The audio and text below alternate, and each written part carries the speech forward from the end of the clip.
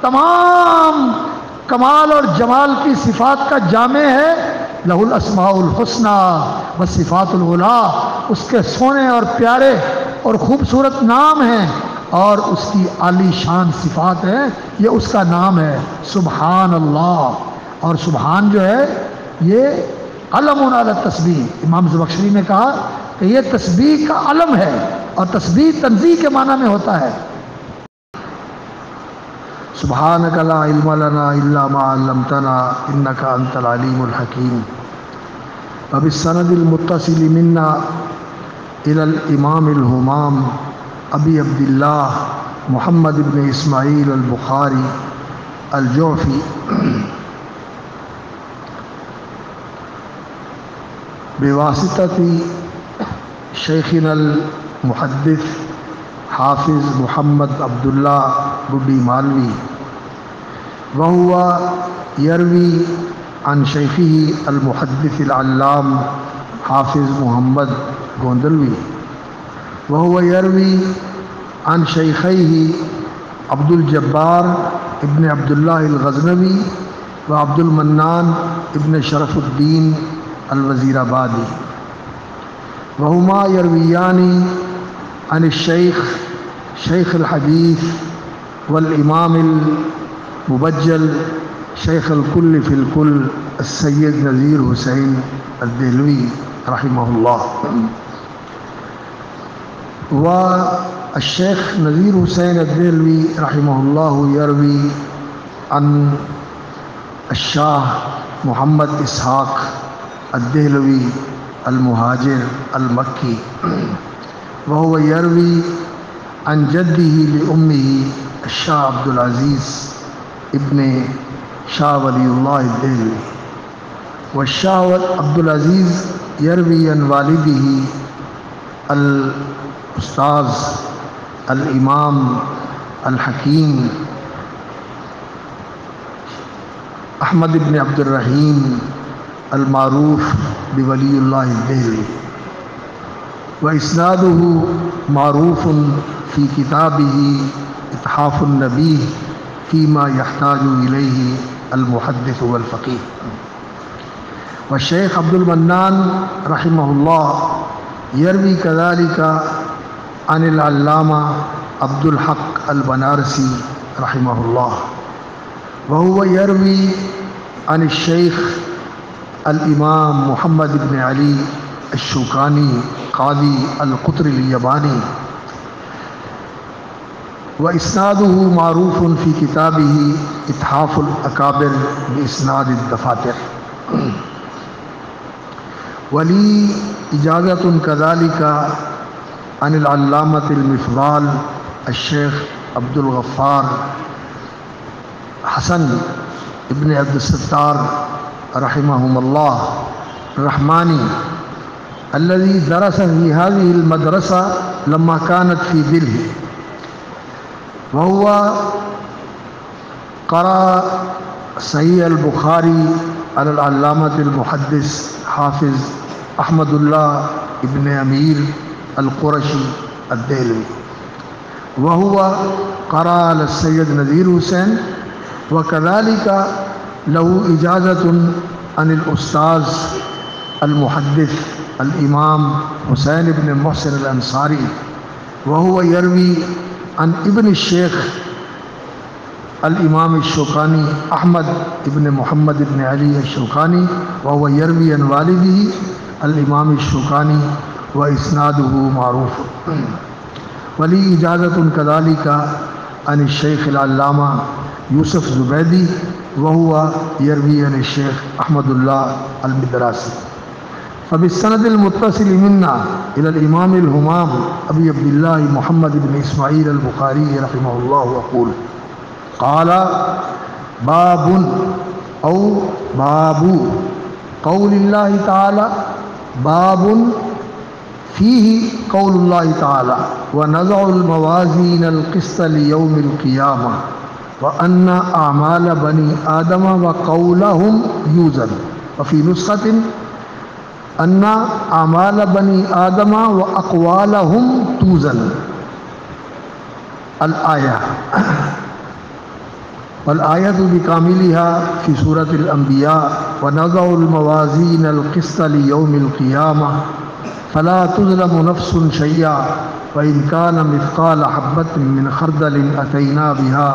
وكفى بنا حاسبين. فقال الإمام الهمام قال مجاهد القسطاس وفي قراءة سبعية القسطاس الذي ورد في القرآن في سورة الشعراء اوفوا الكيل ولا تكونوا من المخسرين وزنوا بالقسطاس المستقيم. قال مجاهد القسطاس العدل بالرومية ويقال القسط مصدر المقسط وهو العادل وأما القاسط فهو الجائر. قال ابو عبد الله حدثنا احمد بن اشكاب او اشكابا كلاهما صحيح يقرأ منصرفا او غير منصرف. حدثنا احمد بن اشكاب قال حدثنا محمد بن فضيل عن عمارة بن القعقاع عن ابي زرعة عن ابي هريرة رضي الله تعالى عنه قال قال النبي صلى الله عليه وسلم كلمتان حبيبتان إلى الرحمن خفيفتان على اللسان ثقيلتان في الميزان سبحان الله وبحمده سبحان الله العظيم. فضیلت مآب مفتی علامہ محمد یوسف صاحب اور فضیلت الشیخ مولانا شیخ الحدیث محمد افضل سردار صاحب اور دیگر اصحاب الفضیلہ علماء کرام جو مجلس کی زینت ہیں، اساتذہ دارالحدیث جامعہ رحمانیہ اور اس مجلس میں تشریف فرما دیگر اہل علم اور عزیز القدر طلبہ جنہوں نے درجہ تکمیل مکمل کیا ہے اور وہ صحیح بخاری کے درس میں انشاءاللہ العزیز دستار فضیلت سے سرفراز ہوں گے اور سند فراغ ان کو انشاءاللہ العزیز دی جائے گی. اللہ تعالیٰ آپ حضرات کو عالم بعمل بنائے اور جانے والے علماء کا سچا خلف الرشید بنائے اور جو مسندیں ان کے جانے سے خالی ہو گئی ہیں ان کو پھر اسی آب و تاب کے ساتھ آباد کرنے کی توفیق عطا فرمائے. اور معزز و مکرم حضرات و خواتین سامعین و حاضرین کرام، صحیح بخاری اور اس کے مؤلف امام ابو عبداللہ محمد بن اسماعیل البخاری اور اس کتاب کی آخری کتاب کتاب التوحید اور اس کا آخری باب جو وزن اعمال سے تعلق رکھتا ہے، اس کے متعلق گزارشات آپ کے سامنے پیش کرنے کے لیے مناسب ہے کہ 2-3 چیزیں میں آپ کے سامنے رکھوں. سب سے پہلی چیز تو یہ ہے کہ رسول اکرم صلی اللہ علیہ وسلم کو اللہ رب العزت نے وہ علم دے کر مبعوث فرمایا جو علم انسان کی سب سے بڑی ضرورت ہے کہ انسان اس علم سے آشنا ہو جو وحی کے ذریعے اللہ رب العزت نے انسانوں پر نازل کیا انبیاء علیہ الصلوۃ والسلام کی وساطت سے. ایک علم وہ ہے جو انسان اپنے تجربے سے حاصل کرتا ہے، مشاہدے سے حاصل کرتا ہے، اور ایک نسل تجربہ کرتی ہے، آنے والی نسل اس تجربے کو آگے بڑھاتی ہے، اس علم میں اضافہ کرتی ہے. یہ آج 21ویں صدی کے اندر جو جدید ٹیکنالوجی ہے، information I T technology, I T کی انفارمیشن ٹیکنالوجی اور اس کے جو آلات ہیں جن کے ذریعے انسان بہت جلدی اور تیز رفتاری کے ساتھ چیزوں کو ایک جگہ سے دوسری جگہ منتقل کر لیتا ہے، محفوظ بھی کر لیتا ہے، یہ علم ترقی کرتے کرتے اس مرحلے تک پہنچا ہے۔ اور اس کے پیچھے دو چیزیں ہیں، ایک اللہ رب العزت کی وہ دی ہوئی عقل و بصیرت جو اللہ تعالیٰ نے انسان کو عطا فرمائی، اور دوسرا اس کائنات کا نظام جس کو اللہ رب العزت نے ایک محکم اور ایک بہت ہی باریک اور لطیف، جس کو اللہ نے اپنی سنت کے ساتھ تعبیر کیا ہے، اس سنت کے ساتھ اللہ رب العزت نے اس جہان کے نظام کو منظم کیا ہوا ہے۔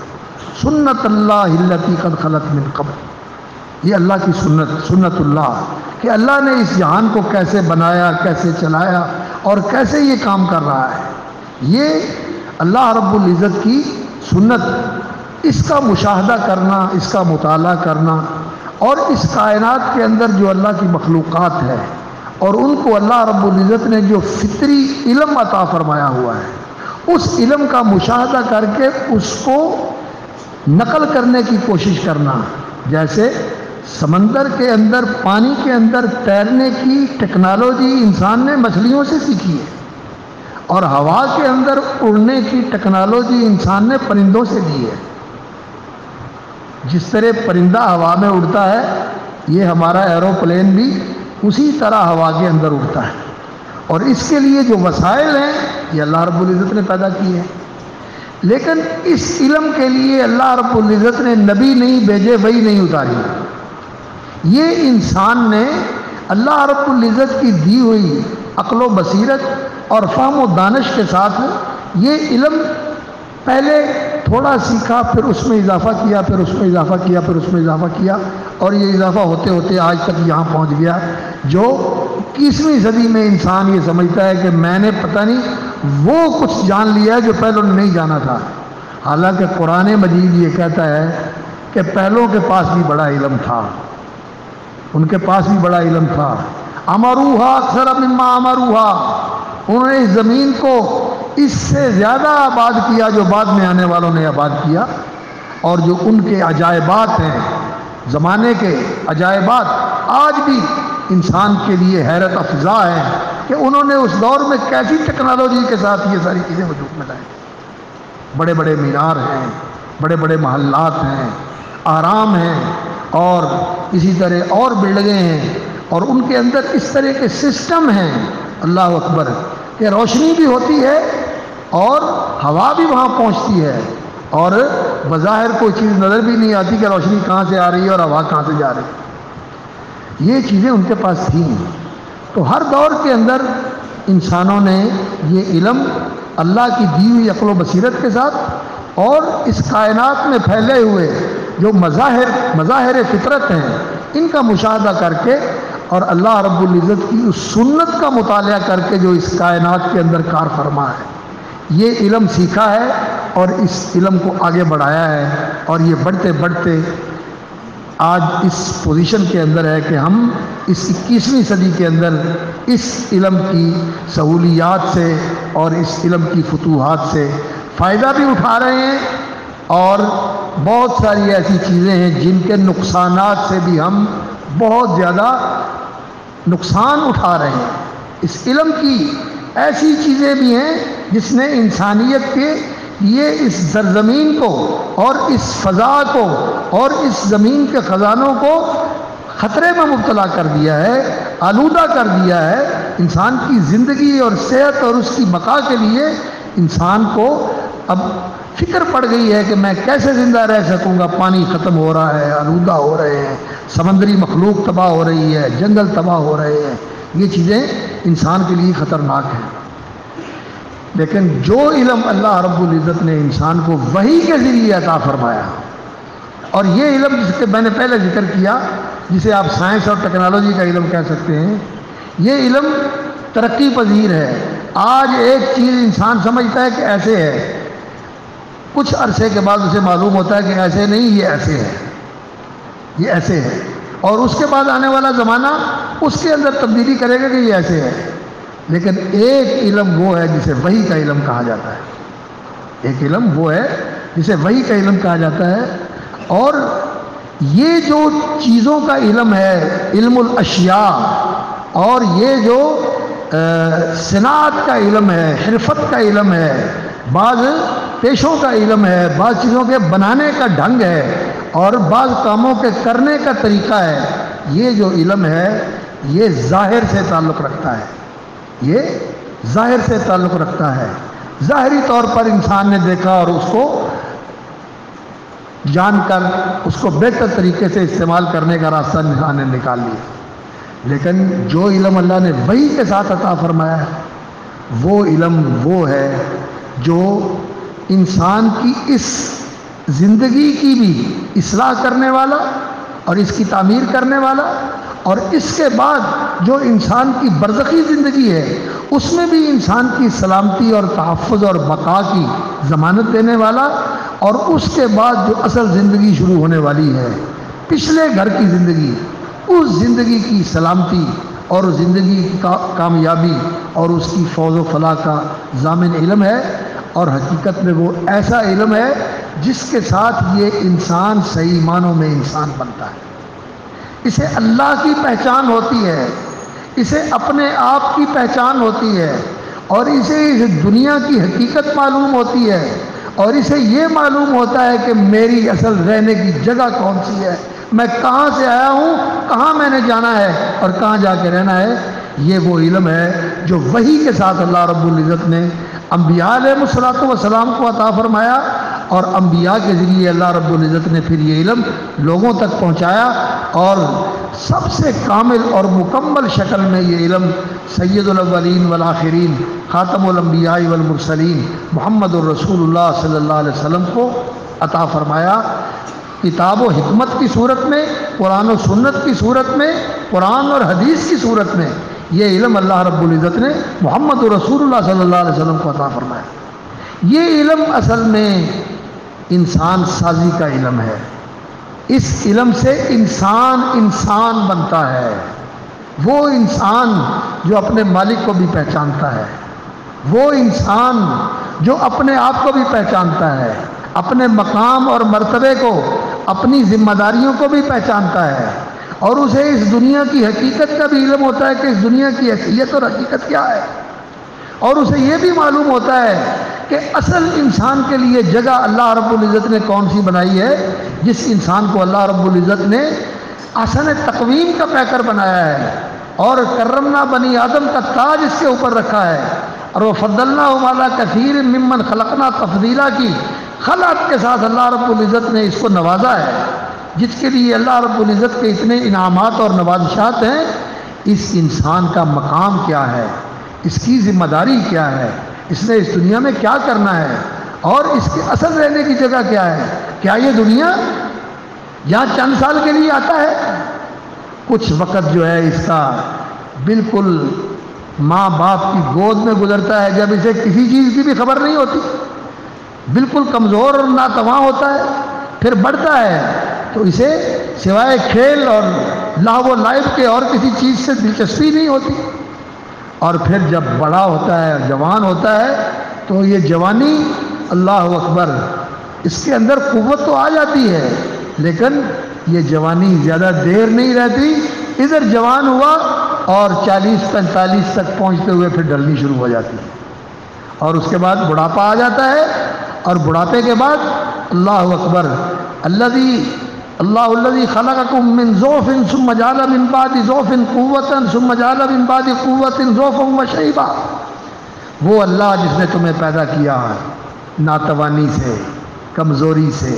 عاجزی سے، بے بسی سے، بچہ کچھ نہیں کر سکتا، اور پھر ثم جعل من بعد ضعف قوة، پھر اللہ نے جوانی دے دی، قوت دے دی، جسم توانا، تنومند، صحت والا اور بھرپور طاقت والا۔ ثم جعل من بعد قوت ضعفا وشیبا، پھر بڑھاپا آ گیا، ہاتھوں میں راشا ہے، منہ میں دانت نہیں ہے، آنکھیں کمزور ہو گئی ہیں، سماعت ساتھ نہیں دیتی، معدہ ساتھ نہیں دیتا، کھڑا نہیں ہو سکتا سہارے کے بغیر، چل کے نہیں جا سکتا۔ اس زندگی کے لیے اللہ رب العزت نے انسان کو پیدا کیا نہیں۔ اللہ رب العزت نے جو انسان کو یہ احسن تقویم کا پیکر بنایا ہے اور کرمنا بنی آدم کا تاج اس کے سر پہ رکھا ہے، وفضلناہم علی کثیر ممن خلقنا کی خلق اس کو پہنائی ہے، یہ اس لیے نہیں، اللہ نے تو اس کو جنت کے لیے پیدا کیا ہے، جنت کی بادشاہی کے لیے پیدا کیا ہوا ہے، جنت کی لازوال بادشاہی کے لیے پیدا کیا ہوا، ایسی بادشاہی اللہ اکبر کہ دنیا میں اس بادشاہی کا تصور بھی نہیں کیا جا سکتا۔ اللہ رب العزت نے اس انسان کو اس جنت کے لیے پیدا کیا، لیکن اس جنت کی قیمت ہے، وہ قیمت کیا ہے کہ انسان بن کے جیے۔ انسان کون ہوتا ہے؟ جو اللہ کا بندہ ہو، جو اللہ کا بندہ ہو۔ یا ایھا الناس اعبدوا ربکم الذی خلقکم والذین من قبلکم کونوا عباد اللہ اخوانا، رسول اللہ صلی اللہ علیہ وسلم نے فرمایا۔ ہاں، اس زندگی کے اندر تیری ایک اور بھی ذمہ داری ہے، اور وہ ذمہ داری کیا ہے؟ انی جاعل فی الارض خلیفہ، کہ اللہ رب العزت نے تیرے کندھوں پہ خلافت کی ذمہ داری بھی ڈالی ہوئی ہے، تو نے خلافت کا بوجھ اٹھانا ہے۔ خلافت کا معنی کیا ہے؟ اللہ رب العزت یہ جہان کا نظام بنا کے خود الگ تھلگ ہو گئے اور تجھے اس کا سارا اختیار اور کنٹرول دے دیا؟ نہیں، بیدہ ملکوت کل شیء، اس نے بنایا ہے اور سنبھالا بھی اسی نے ہے، چلا بھی وہی رہا ہے، اور اس کو کنٹرول بھی وہی کر رہا ہے، یہ سارا اس کے ہاتھ میں ہے۔ وہیں سے اذن ہوتا ہے تو کوئی حرکت ہوتی ہے، اور جب وہاں سے حکم آتا ہے تو سارا نظام جو ہے اسی وقت رک جاتا ہے، رک جاتا ہے نظام، اور جو سیدھی چلنے والی چیز ہے وہ الٹ ہو جاتی ہے۔ جو سمندر اپنی حدود میں رہنے والے ہیں، جب اس کا حکم آتا ہے تو وہ سونامی کی شکل اختیار کر لیتے ہیں، اور آس پاس کی آبادیوں کو پانی کی لہریں تند و تیز اور بہت ظالم لہریں آتی ہیں کہ وہ آبادیوں کو بہا کر سمندر کے اندر غرقیاب کر دیتی ہیں۔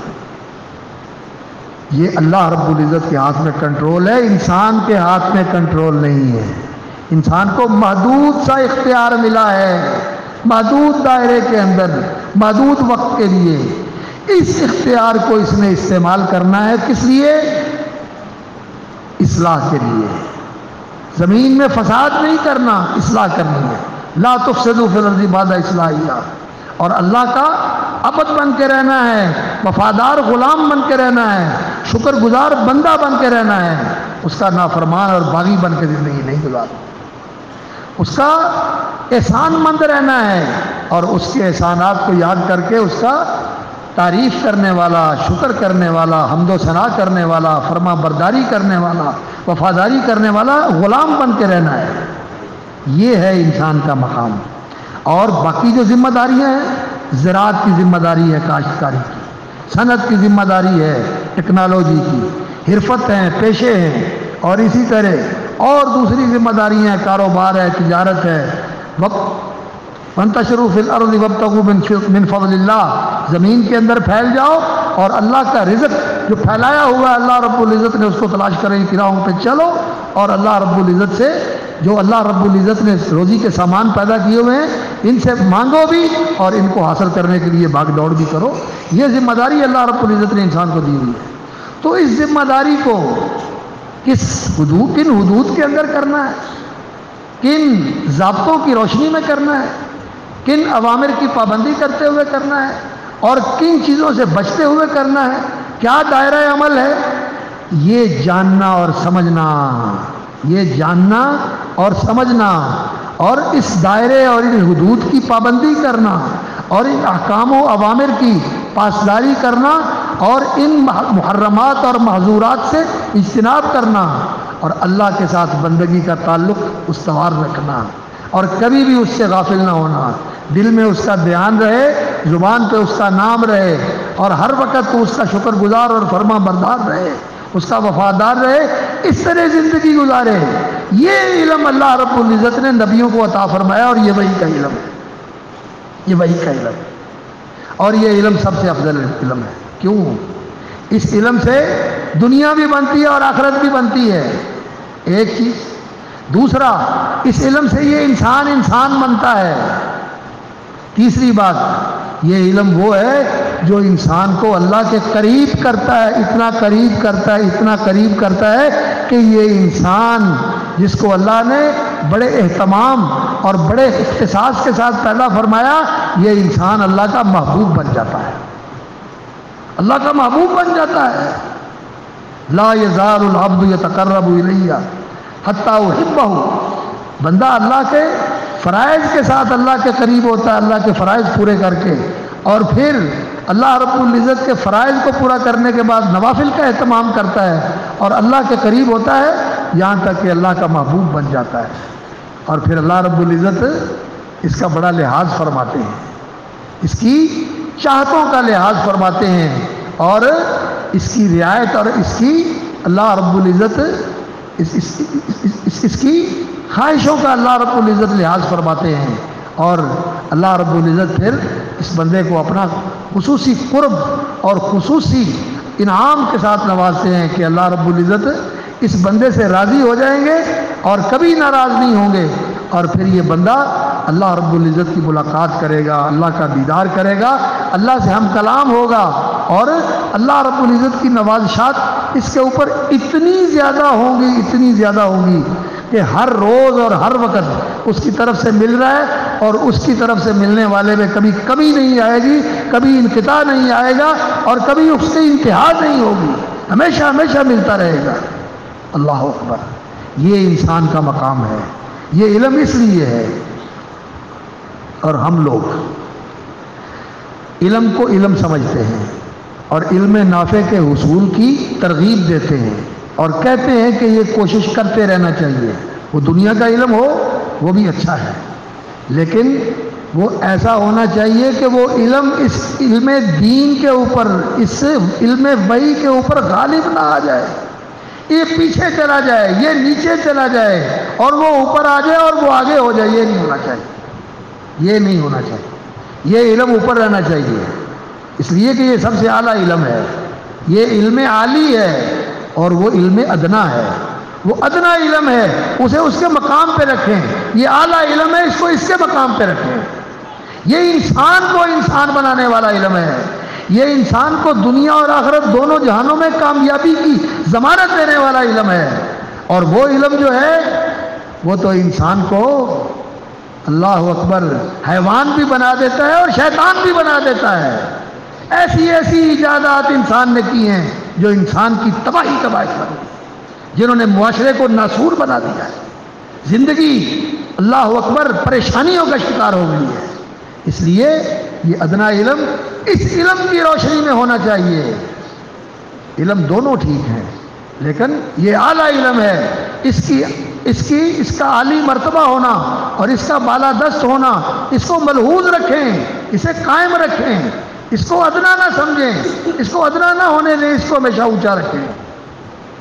اور وہ جو اس کی حیثیت ہے اس کو اس کی حیثیت کے اندر رکھیں، اس سے اس کو زیادہ نہ بڑھائیں، تو پھر تو انشاءاللہ العزیز کام بہت اچھا ہے۔ اور یہ جو ادارہ ہے جامعہ دارالحدیث جامعہ رحمانیہ، اس کی بڑی روشن تاریخ ہے۔ ہمارے بہت محترم بھائی ہیں ہندوستان کے علماء میں سے، انہوں نے دارالحدیث رحمانیہ کی تاریخ پر ایک مستقل کتاب لکھی ہے، آپ نے پڑھی ہے وہ، تو وہ تاریخ ہمارے سامنے ہونی چاہیے۔ تو اس ادارے کا جو امتیاز ہے وہ یہ ہے کہ یہ اس علم کی جو بالادستی ہے اور جو اس علم کا اعلیٰ مرتبہ ہے، یہ اس کو قائم رکھے۔ اور دوسرا علم پڑھانا چاہیے، پڑھنا چاہیے، سیکھنا چاہیے، سکھانا چاہیے، ضروری ہے، لیکن وہ ایسا نہ ہو کہ وہ غالب آ جائے اور یہ پیچھے چلا جائے، یہ نہیں ہونا چاہیے۔ ہماری زندگی کے اندر بھی اور ہمارے اداروں کے اندر بھی اسی چیز کا اہتمام ہونا چاہیے۔ اور اللہ رب العزت نے یہ جو علم انسان کو عطا فرمایا ہے، یہ اعلیٰ ترین علم ہے۔ یرفع اللہ الذین آمنوا منکم والذین اوتوا العلم درجات، اللہ ایمان والوں کے درجے بلند کرتا ہے، اور ایمان والوں میں علم والوں کے درجے بلند کرتا ہے۔ یہ کون سا علم ہے جس کے ساتھ اللہ درجے بلند کرتا ہے؟ یہ وہ علم ہے جو محمد رسول اللہ صلی اللہ علیہ وسلم لے کے آئے۔ اور سورۃ المومن، اس کو سورۃ غافر بھی کہا جاتا ہے، اس میں اللہ رب العزت نے ان دونوں علموں کا تقابل کیا ہے۔ اور کیا فرمایا سورۃ الغافر 24ویں پارے میں اور سورہ مومن کے آخر میں، فلما جاءتهم رسلهم بالبينات فرحوا بما عندهم من العلم وحاق بهم ما كانوا به يستهزئون۔ آج 21ویں صدی میں آج وحی کے علم کے لیے وہ اہتمام نہیں، اس کے لیے وہ شوق نہیں، اس کے لیے وہ لگن نہیں، اس کے لیے وہ توجہ نہیں، اور اس کے اوپر جس طرح حکومتوں کو اور سوسائٹی کو اور معاشرے کے ذمہ داروں کو، اہل خیر کو، موثرین کو جس طرح متوجہ ہونا چاہیے وہ چیزیں نہیں رہی، یہ پیچھے چلا گیا۔ ہاں کچھ اہل خیر ہیں، اللہ ان کو برکت دے، جزائے خیر دے، جو کوشش کر رہے ہیں اپنی سی اور اس علم کی شمع کو روشن کیے ہوئے ہیں، اور جزائے خیر دے اللہ تعالیٰ ان اہل علم کو جو ان مساجد اور مدارس اور مراکز علمیہ میں بیٹھ کر اس علم کی روشنی کو قائم رکھے ہوئے ہیں، اور یہ اس امانت کی حفاظت کرتے ہوئے اس کو اگلی نسلوں کی طرف منتقل کر رہے ہیں۔ لیکن مجموعی طور پر معاشرے نے اس علم سے منہ موڑ لیا ہے، مجموعی طور پر معاشرے نے اس علم سے منہ موڑ لیا ہے، اس لیے کہ دنیا کی آبادی 7 ارب کے قریب آبادی ہے، اور اس 7 ارب کی آبادی میں مسلمان کتنے ہیں؟ 2.25 ارب، 200 2.25 ارب، 2.25 ارب، 1 ارب 75 کروڑ کے قریب مسلمان ہیں۔ اور ان مسلمانوں میں دین والے کتنے ہیں، دین کے علم والے کتنے ہیں، اور دین پڑھنے پڑھانے والے کتنے ہیں؟ آٹے میں نمک کے برابر۔ تو آج معاشرے نے اس علم سے توجہ موڑ لی ہے، اور اللہ رب العزت نے سورہ غافر میں سورۃ المومن میں فرمایا فلما جاءتهم رسلهم بالبينات، کہ جب اپنے اپنے زمانے میں ہمارے نبی اس علم کے دلائل والا پیغام لے کر، جو دل کو، فطرت کو، انسان کی عقل و بصیرت کو روشن اور مطمئن کرنے والے دلائل ہیں، یہ لے کر آئے، فرحوا بما عندهم من العلم، انہوں نے اس علم کو ٹھکرا دیا، اس علم کو جھٹلا دیا، اور اپنی ٹیکنالوجی اور اپنی سائنس اور اپنی دانش اور اپنے فلسفے اور اپنی حکمت کے اوپر اترائے، مغرور اور متکبر ہوئے، نبیوں کی بات نہیں سنی۔ وحاق بہم ما كانوا به يستهزئون، اور جس علم کا مذاق اڑاتے تھے اس کے وبال نے پھر ان کو ایسا گھیرا کہ ان کی ٹیکنالوجی بھی چلی گئی، ان کے نام و نشان مٹ گئے، ان کی تہذیب کا کوئی دنیا کے اندر نشان بھی باقی نہیں رہا۔ جاؤ جا کے دنیا کے کھنڈر دیکھ لو، موہنجو داڑو کے کھنڈر دیکھ لو، ٹیکسلا اور گندھارا کے کھنڈر دیکھ لو، ہڑپا کے کھنڈر دیکھ لو، اور جاؤ دنیا میں جہاں بھی جاتے ہو جا کے دیکھ لو کتنی کتنی تہذیبیں تھیں اور کتنی کتنی ان کی ترقی تھی، کہاں گئی ہیں وہ ساری۔ اس لیے اس علم کی قدر کیجئے، اس علم پہ توجہ دیجئے، اس کی پاسبانی کیجئے، اس کی نگہبانی کیجئے۔ آپ بھی پڑھیں، بچوں کو بھی پڑھائیں، اور پڑھنے پڑھانے والوں کے ساتھ محبت کریں۔ اللہ اکبر۔ کہا کرتے تھے کن عالمن او متعلما، یا تو عالم ہونا چاہیے انسان کو یا متعلم ہونا چاہیے، او محبن، یا ان کے ساتھ محبت کرنے والا ہونا چاہیے، ان کے ساتھ محبت کرنے والا ہونا چاہیے، او مستمعا، یا ان کی باتیں سننے والا ہونا چاہیے۔ عالم ہو، متعلم ہو، بات سننے والا ہو، ان سے محبت کرنے والا ہو۔ یہ 4 کیٹیگری ہیں خوش نصیب لوگوں کی۔ اگر اس 4 کیٹیگریوں میں سے کسی میں نہیں آتا تو 5ویں میں چلے گئے تو ہلاک ہو جاؤ گے، ہلاک ہو جاؤ گے۔ تو یہ علم بہت اونچا علم ہے، دین کا علم، وحی کا علم۔ اور یہ کتاب الجامع الصحیح یہ اسی علم کی کتاب ہے۔ اسی لیے امام بخاری رحمۃ اللہ علیہ نے یہ کتاب لکھنے کے جب اس کا علمی لوازمہ اور علمی مواد جمع کیا، اللہ اکبر، 16 سال اس کے اوپر لگائے انہوں نے، 16 سال۔ یہ ایسے ہی کلیکشن نہیں ہے، اور ایسے ہی جو ہے نا، یہ نہیں کہ ادھر ادھر سے جمع جوڑ کر کے جو ہے نا کتاب لکھ دی، نہیں، پہلے اس علم کو سیکھا، پوری اس وقت کی علمی دنیا کا سفر کر کے بخارا میں پیدا ہوئے، اور پھر یہ افغانستان، یہ سمرقند و بخارا اور ازبکستان، تاجکستان، قازقستان، یہ سارے علاقے ان کو چھانا، یہاں سے علم حاصل کیا، پھر ایران، افغانستان اور اسی طرح یہ علاقے جو ہیں افریقہ کے، مصر اور سوڈان وغیرہ، اور پھر یہ عراق اور یہ شام، لبنان، فلسطین، حجاز، یہ سارے علاقے، یمن، ان سارے علاقوں میں گھوم پھر کر یہ علم جمع کیا۔ کہتے ہیں میں نے 6 لاکھ حدیثیں جمع کی، جن میں سے یہ کتاب میں نے تیار کی۔ 6 لاکھ حدیث، 6 لاکھ حدیث۔ یہاں ایک ذہن میں چیز آپ کے خلش پیدا کر سکتی ہے کہ حدیثیں 6 لاکھ کہاں ہو گئی؟ ہمارے پاس جو سب سے بڑا ذخیرہ ہے اس وقت حدیث کا، وہ الجامع الکبیر علامہ سیوطی رحمۃ اللہ علیہ کی کتاب ہے، جس کی تبویب کی ہے علامہ علی متقی رحمۃ اللہ علیہ نے کنز الاموال کے اندر۔ اس کی جو حدیثوں کی تعداد ہے وہ 48,000 ہے، تو 6 لاکھ کہاں سے بن گئی؟ اصل میں بات یہ ہے کہ یہ ٹرمینالوجی کو سمجھنے کی ضرورت ہے۔ امام بخاری رحمۃ اللہ علیہ کے زمانے میں جو محدثین تھے وہ رسول اکرم صلی اللہ علیہ وسلم کے فرامین، آپ کے سنن، آپ کے اعمال، آپ کے احوال، آپ کے حالات، آپ صلی اللہ علیہ وسلم کی صفات، آپ کی سیرت، آپ کے مغازی، آپ کے صحابہ کے حالات، یہ ساری چیزیں جمع کرتے تھے، اس لیے کہ یہ سب دین ہے، دین انہی سے ملتا ہے، ان سے ملتا ہے۔ اور پھر اس کے ساتھ صحابہ کی زندگیاں اور ان کے حالات اور ان کے اقوال، انہوں نے اس دین پر عمل کیسے کیا، یہ بھی دین ہے، یہ سبیل المومنین ہے۔ پھر صحابہ کے بعد تابعین کا زمانہ، تابعین کے تینوں طبقات، صحابہ، کبار صحابہ، اوساط صحابہ، صغار صحابہ، تینوں طبقے، یہ تو اعلیٰ ترین طبقہ ہے جن کے بارے میں نبی صلی اللہ علیہ وسلم نے فرمایا خیر الناس قرنی، سب سے بہتر میرے زمانے کے لوگ ہیں۔ اور پھر اس کے بعد تابعین ہیں، تابعین کے بھی تینوں طبقے، اعلیٰ، کبار، اوساط، صغار، یہ تینوں طبقے، یہ خیر القرون ہیں۔ ان لوگوں کا جو طرز عمل تھا، جو ان کے اقوال تھے، دین کی تشریحات تھی، جو ان کے فتاویٰ تھے، جو ان کے زندگی کے امور تھے، ان کو سب کو سمیٹا، جمع کیا اور ان کی چھان بین کی، اور پھر ان کو اکٹھا کر کے محفوظ کیا، اور ان سب کو سامنے رکھ کر یہ کتاب انہوں نے لکھی۔ کیونکہ اس کتاب میں قرآنی آیات بھی ہیں، اس میں احادیث نبویہ بھی ہیں، اس میں نبی صلی اللہ علیہ وسلم کی سنتیں بھی ہیں، اور اس میں نبی صلی اللہ علیہ وسلم کی زندگی کے واقعات و حالات بھی ہیں، آپ کے فضائل بھی ہیں، اور اس میں اس دنیا کی تاریخ کے متعلق ضروری معلومات بھی ہیں، بدء الخلق، احادیث الانبیاء، اور اسی طرح اس دنیا کے اختتام کے بارے میں جو نبی صلی اللہ علیہ وسلم کے فرامین ہیں کہ قیامت سے پہلے یہ نشانیاں ہوں گی، ایسے فتنے ہوں گے، ان کا بھی بیان ہے، پھر قیامت کا بھی بیان ہے، پھر جنت اور جہنم کا بھی بیان ہے، اور پھر حشر کے اندر جو کچھ امور پیش آنے والے ہیں ان سب کا بیان ہے۔ تو یہ ساری چیزیں اس کتاب کے اندر انہوں نے جمع کی ہوئی۔ تو اور پھر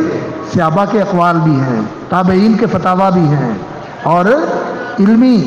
فقہی، لغوی بصیرتیں بھی ہیں، اور پھر اس سے کے ساتھ اس کتاب کے اندر امام بخاری رحمۃ اللہ علیہ نے جو اس دور کے فتنے تھے، خوارج کا فتنہ، روافض کا فتنہ، عقلیت پرستوں کا فتنہ، فلسفہ اور منطق کے جراثیم کے ساتھ جو آلودہ ہو گئے تھے اور اس کے ڈسے ہوئے تھے اور اس مسموم کے ساتھ زہرناک ہو گئے تھے، ان کے پھیلائے ہوئے فتنوں کا بھی رد کیا۔ اور اسی طرح وہ جو اہل الرائے کی فقہ، جنہوں نے اپنی رائے اور اپنی عقل کو اور اپنے ذہن کی اپج کو دین بنا لیا، اور اسی کے اوپر دین کی بنیاد رکھ کے فروع اور جزیات نکالتے، فرع در فرع تفریق کرتے رہے، ان چیزوں کے اندر انہوں نے اتنا توغل کیا اور اتنا آگے بڑھے اور اتنی گہرائی میں گئے کہ دین کی شکل ہی بدل ڈالی، اور پھر ایسی ہیلا سازیاں بھی کی کہ اس چیز سے نکلنے کا یہ راستہ ہے اور اس سے نکلنے کا یہ راستہ ہے۔ جیسے قانونی مشرافیاں، یہ ہمارے ماشاءاللہ ججز صاحبان بھی، جسٹس بھی، اور ہمارے وکلاء بھی، یہ اللہ اکبر جس چیز کو جدھر چاہتے ہیں لے کے چلے جاتے ہیں، کوئی یہ کہہ رہا ہے، کوئی یہ کہہ رہا ہے، کوئی وہ کہہ رہا ہے۔ تو ان سارے فتنوں کا رد بھی اس کتاب میں موجود ہے۔ امام بخاری رحمۃ اللہ علیہ کی یہ شاہکار کتاب، فتنوں کا رد اس میں ہے، دین کی حقیقت اس میں ہے، دین کی جامعیت اس میں ہے، اور دین کا شمول اس میں ہے، اور انسان کو بحیثیت انسان، مسلمان انسان کے، صاحب ایمان انسان کے جو دین کی تعلیمات اور معلومات ضروری ہیں وہ ساری اس میں بیان کر دی گئی۔ البتہ یہ بات یاد رکھیں، ساری صحیح حدیثیں اس میں جمع نہیں کی، انہوں نے اس کا نام رکھا ہے الجامع الصحیح المسند المختصر۔ یہ مختصر ہے، کہتے ہیں ساری حدیثیں جمع کرتا تو بہت لمبی ہو جانی تھی۔ انہوں نے اور بھی کتابیں لکھی ہیں، الادب المفرد لکھی ہے، کتاب الاعتصام بھی تھی ان کی، الجامع الکبیر بھی ہے، المسند الکبیر بھی، اگرچہ وہ ہم تک نہیں پہنچی لیکن انہوں نے لکھی تھی۔ تو ان کتابوں کے اندر انہوں نے اور بھی احادیث لکھی ہوئی ہیں، لیکن اس میں جو صحیح ترین احادیث تھی وہ انہوں نے جمع کی۔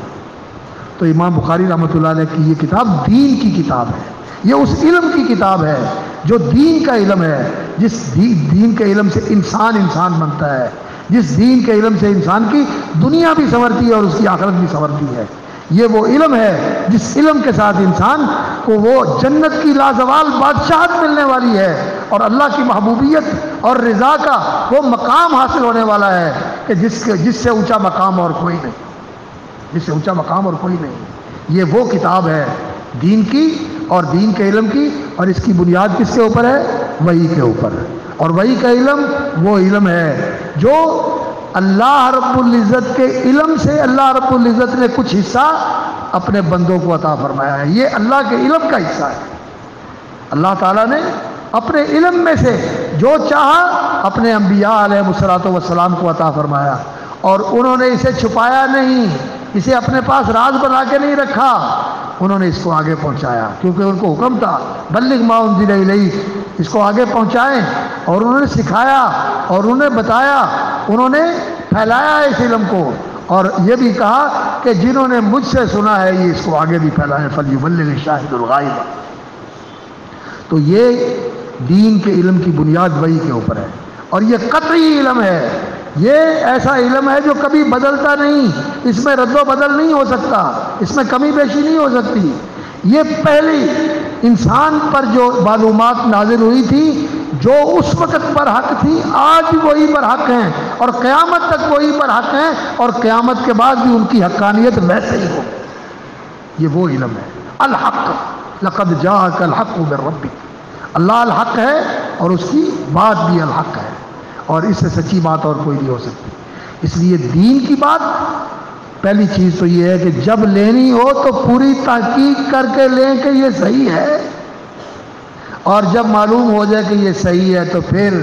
ساری دنیا اکٹھی ہو کے کہے کہ ہم نہیں مانتے، نہ مانے، ہم نے تو اسی کو ماننا ہے جو اللہ نے کہا ہے اور اللہ کے رسول نے کہا ہے صلی اللہ علیہ وسلم، ہم نے تو اسی کو ماننا ہے۔ ہمارے لیے تو سب سے بڑی سند، سب سے بڑی حجت، سب سے بڑی دلیل اور سب سے بڑی اتھارٹی اللہ اور اس کے رسول کی اتھارٹی، اس کی اتھارٹی، اس کے بعد ہمارے لیے کوئی اتھارٹی نہیں ہے۔ جو اس کے مطابق ہے ٹھیک ہے ہم مانیں گے، جو اس کے مطابق نہیں ہے، وہ کوئی ہو، وہ کوئی ریاست ہو، وہ کوئی ادارہ ہو، وہ پوری دنیا ہو، پوری دنیا کی کوئی متفق ان کا اسمبلی ہو ان کی، ہم کسی چیز کو ماننے کے لیے تیار نہیں ہے جب وہ قرآن اور حدیث کے خلاف ہے۔ ہم قرآن اور حدیث کی بات کو مانیں، کیوں؟ دین کے اندر اسی کی حجت ہے۔ ہاں دنیا کے معاملات میں جن میں اللہ رب العزت نے چھوٹ دی ہے، جن میں اللہ رب العزت نے گنجائش رکھی ہے کہ تمہارے لیے یہ میدان کھلا ہے، انتم عالم بامور دنیاکم، اپنے دنیا کے معاملات کو تم بہتر سمجھتے ہو، اس میں جو تمہیں زیادہ قرین مصلحت اور زیادہ فائدے والی چیز نظر آتی ہے، لیکن اللہ کا حکم نہ ٹوٹے، اللہ کی کسی حد کی خلاف ورزی نہ ہو، اللہ رب العزت کی کسی حرام کردہ چیز کا ارتکاب نہ کیا جائے، یہ نہیں ہونا چاہیے۔ تو آپ اس میں آپ آزاد ہیں، آپ جس کو بہتر سمجھتے ہیں اس کو اختیار کر سکتے ہیں، دوسروں سے بھی لے سکتے ہیں، خود بھی اپنا تجربہ کر کے کوئی چیز تلاش کر کے اس کو اختیار کر سکتے ہیں، اس میں کوئی حرج والی بات نہیں۔ تو امام بخاری رحمۃ اللہ علیہ نے اس کے اندر کتاب الوحی سے ابتدا کی، اور اس کے بعد کتاب الایمان لے کے آئے، یہ بتانے کے لیے کہ وحی پر ایمان لانا ضروری ہے، اور پھر کتاب العلم لے کے آئے، یہ بتانے کے لیے کہ کتاب العلم، علم جو ہے اس علم کو سیکھنا ضروری ہے، اور علم سیکھنے سے آتا ہے، انما العلم بالتعلم، اور اس میں جو قول لے کے آئے ہیں امام بخاری رحمۃ اللہ علیہ، حضرت عمر رضی اللہ تعالیٰ عنہ کا فرمان ہے۔ حضرت عمر نے کہا تھا، قال عمر بن الخطاب رضی اللہ تعالیٰ عنہ تفقہوا قبل ان تسودوا، ذمہ داریاں پڑھنے سے پہلے عالم بن جاؤ، فقیہ اور فقاہت اور علم حاصل کر لو۔ اور امام بخاری رحمۃ اللہ علیہ نے اس پر اضافہ کیا اور فرمایا قال ابو عبداللہ وبعد ان تسودوا، عالم بننے کے بعد، فارغ ہونے کے بعد بھی تفقہ اور تعلم کا سلسلہ جاری رہنا چاہیے، منقطع نہیں ہونا چاہیے۔ بعد ان تسودوا، ذمہ داریاں آنے کے بعد بھی اور سیادتیں اور قیادتوں کے مناصب پر فائز ہونے کے بعد بھی یہ سلسلہ جاری رہنا چاہیے۔ اور پھر اس کی پوری تفصیلات بیان فرمائی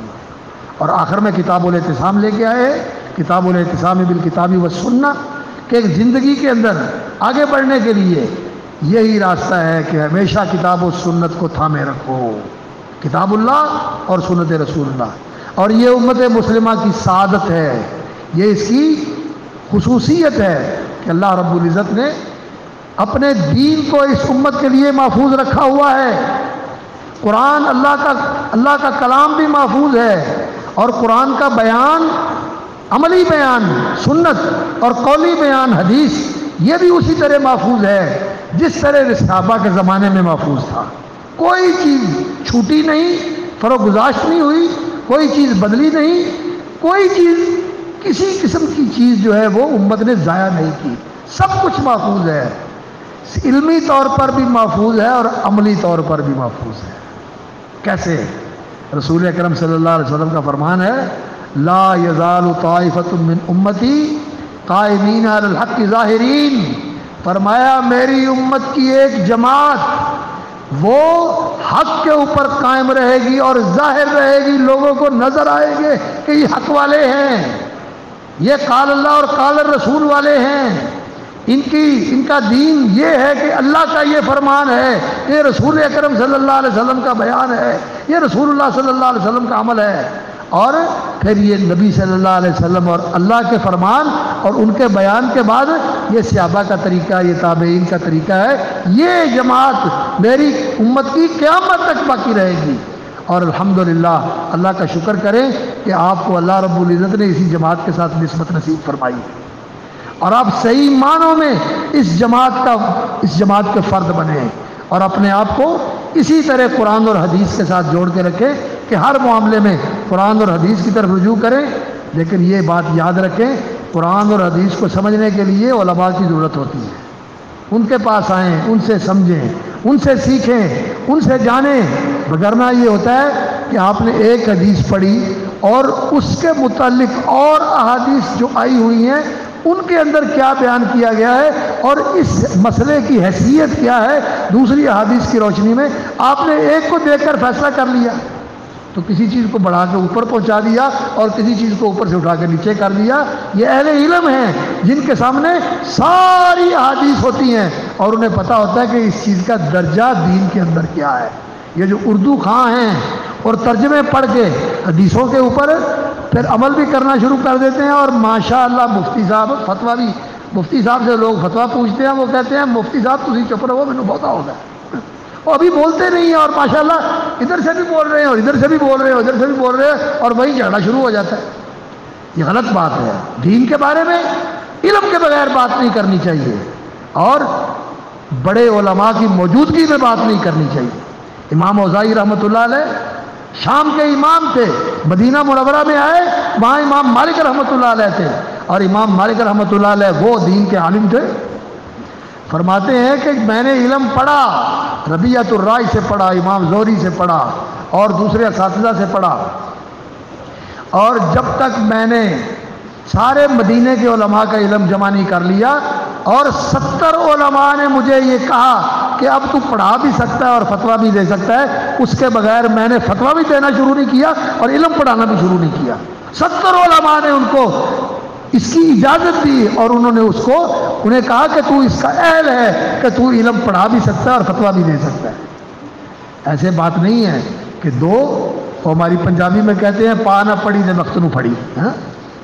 پلے کچھ نہیں ہے اور مفتی بنے پھرتے ہیں۔ اور ماشاءاللہ یہ جو سرزمین ہے ماشاءاللہ مالی اعتبار سے بھی بڑی زرخیز ہے، کہ یہاں ماشاءاللہ منی پاکستان ہے، بہت دولت اور سرمایہ لوگوں کے پاس، اللہ اس میں برکت کرے اور اس کی حفاظت فرمائے، اس کو امن، استحکام اور استقرار اور جو اس کا تاریخی امتیاز تھا اللہ تعالیٰ اس کو واپس لے آئے، کہ یہ سب کے لیے اللہ اکبر بڑی پرامن آغوش تھی، لوگ یہاں آتے تھے، تحفظ ملتا تھا، لوگوں کو روزگار ملتا تھا اور اپنائیت ملتی تھی۔ اللہ رب العزت یہاں کی یہ ساری قدورتیں، نفرتیں، عداوتیں، دشمنیاں اور بے چینیاں اور بے قراریاں اللہ رب العزت دور کر دے، اور یہ دور تبھی ہوں گے میرے بھائیوں جب ہم دین کی طرف آئیں گے۔ دین ہے جو سارے مسائل اور ساری الجھنوں اور سارے بحرانوں کا حل ہے، اس کے بغیر انسان کو ملنے والا کچھ نہیں۔ تو خیر بات آ گئی اس سے کہ کتاب و سنت کے اوپر عمل کرنے والی یہ جماعت موجود ہے، اور الحمدللہ علم بھی موجود ہے، قرآن بھی موجود ہے، حدیث بھی موجود ہے، اور عمل کرنے والی جماعت بھی موجود ہے۔ اور امام علی بن مدینی رحمۃ اللہ علیہ فرماتے ہیں کہ یہ جماعت جو ہے جس کے بارے میں نبی صلی اللہ علیہ وسلم کا یہ فرمان ہے، تم کون ہیں؟ اہل الحدیث۔ علی بن مدینی نے کہا اہل الحدیث، اور دوسرے علماء نے کہا اصحاب الحدیث، یعنی حدیث کو دین کے اندر حجت سمجھنے والے ہیں۔ یہ جو منکرین حدیث ہیں، جو قرآن کا نام لیتے ہیں، حدیث کو نظر انداز کرتے ہیں، یہ اصل میں قرآن کے بھی منکر ہیں۔ قرآن تو کہتا ہے کہ حدیث اطیعوا اللہ و اطیعوا الرسول ما آتاکم الرسول فخذوہ وما نہاکم عنہ فانتہوا، اور نبی صلی اللہ علیہ وسلم کے بارے میں قرآن کہتا ہے لقد کان لکم فی رسول اللہ اسوۃ حسنہ،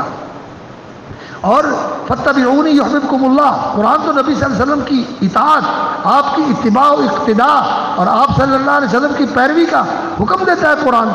اور جو قرآن حکم دے اس کو نہ مانے اور اپنے آپ کو اہل قرآن کہے، یہ ایسے ہی ہے جیسے کئی لوگوں نے اہل السنہ والجماعہ کا جو نام ہے اس کو تحکم کے ساتھ اپنے ساتھ جوڑ لیا ہے، اور اللہ رب العزت ہمیں بھی ہدایت دے اور تمام مسلمانوں کو صحیح معنوں میں اہل السنہ والجماعہ بننے کی توفیق عطا فرمائے۔ اہل السنہ کون ہوتے ہیں؟ جو نبی صلی اللہ علیہ وسلم کی صحیح سنت کے پیروکار ہوں، اور جو اپنے پاس سے جھوٹی بنا بنا کے سنت میں شامل کریں، میٹھی میٹھی پیاری پیاری سنتوں کے نام سے، تو وہ تو کام خراب ہو گیا۔ آپ نے تو دین میں اپنی طرف سے چیزیں شامل کر دی۔ اور جماعت سے مراد کون سی جماعت ہے؟ جماعت سے مراد وہ جماعت ہے جس کے بارے میں نبی صلی اللہ علیہ وسلم نے فرمایا تھا علیکم بالجماعہ، اس جماعت کو لازم پکڑنا، اس میں شامل رہنا، اس کے ساتھ جڑے رہنا، جس زمانے میں ہو، جس علاقے میں ہو، جس دور میں ہو، اسی جماعت کے ساتھ اپنے آپ کو وابستہ رکھنا۔ وہ کون سی جماعت ہے؟ صحابہ نے پوچھا من الجماعہ یا رسول اللہ، اے اللہ کے رسول وہ جماعت کون سی جماعت ہے جس کے بارے میں آپ کہہ رہے ہیں علیکم بالجماعہ؟ تو نبی صلی اللہ علیہ وسلم نے کیا کہا تھا؟ مفتی صاحب بیٹھے ہوئے ہیں، شیخ الحدیث صاحب بیٹھے ہوئے ہیں، فرمایا ما انا علیہ و صحابی،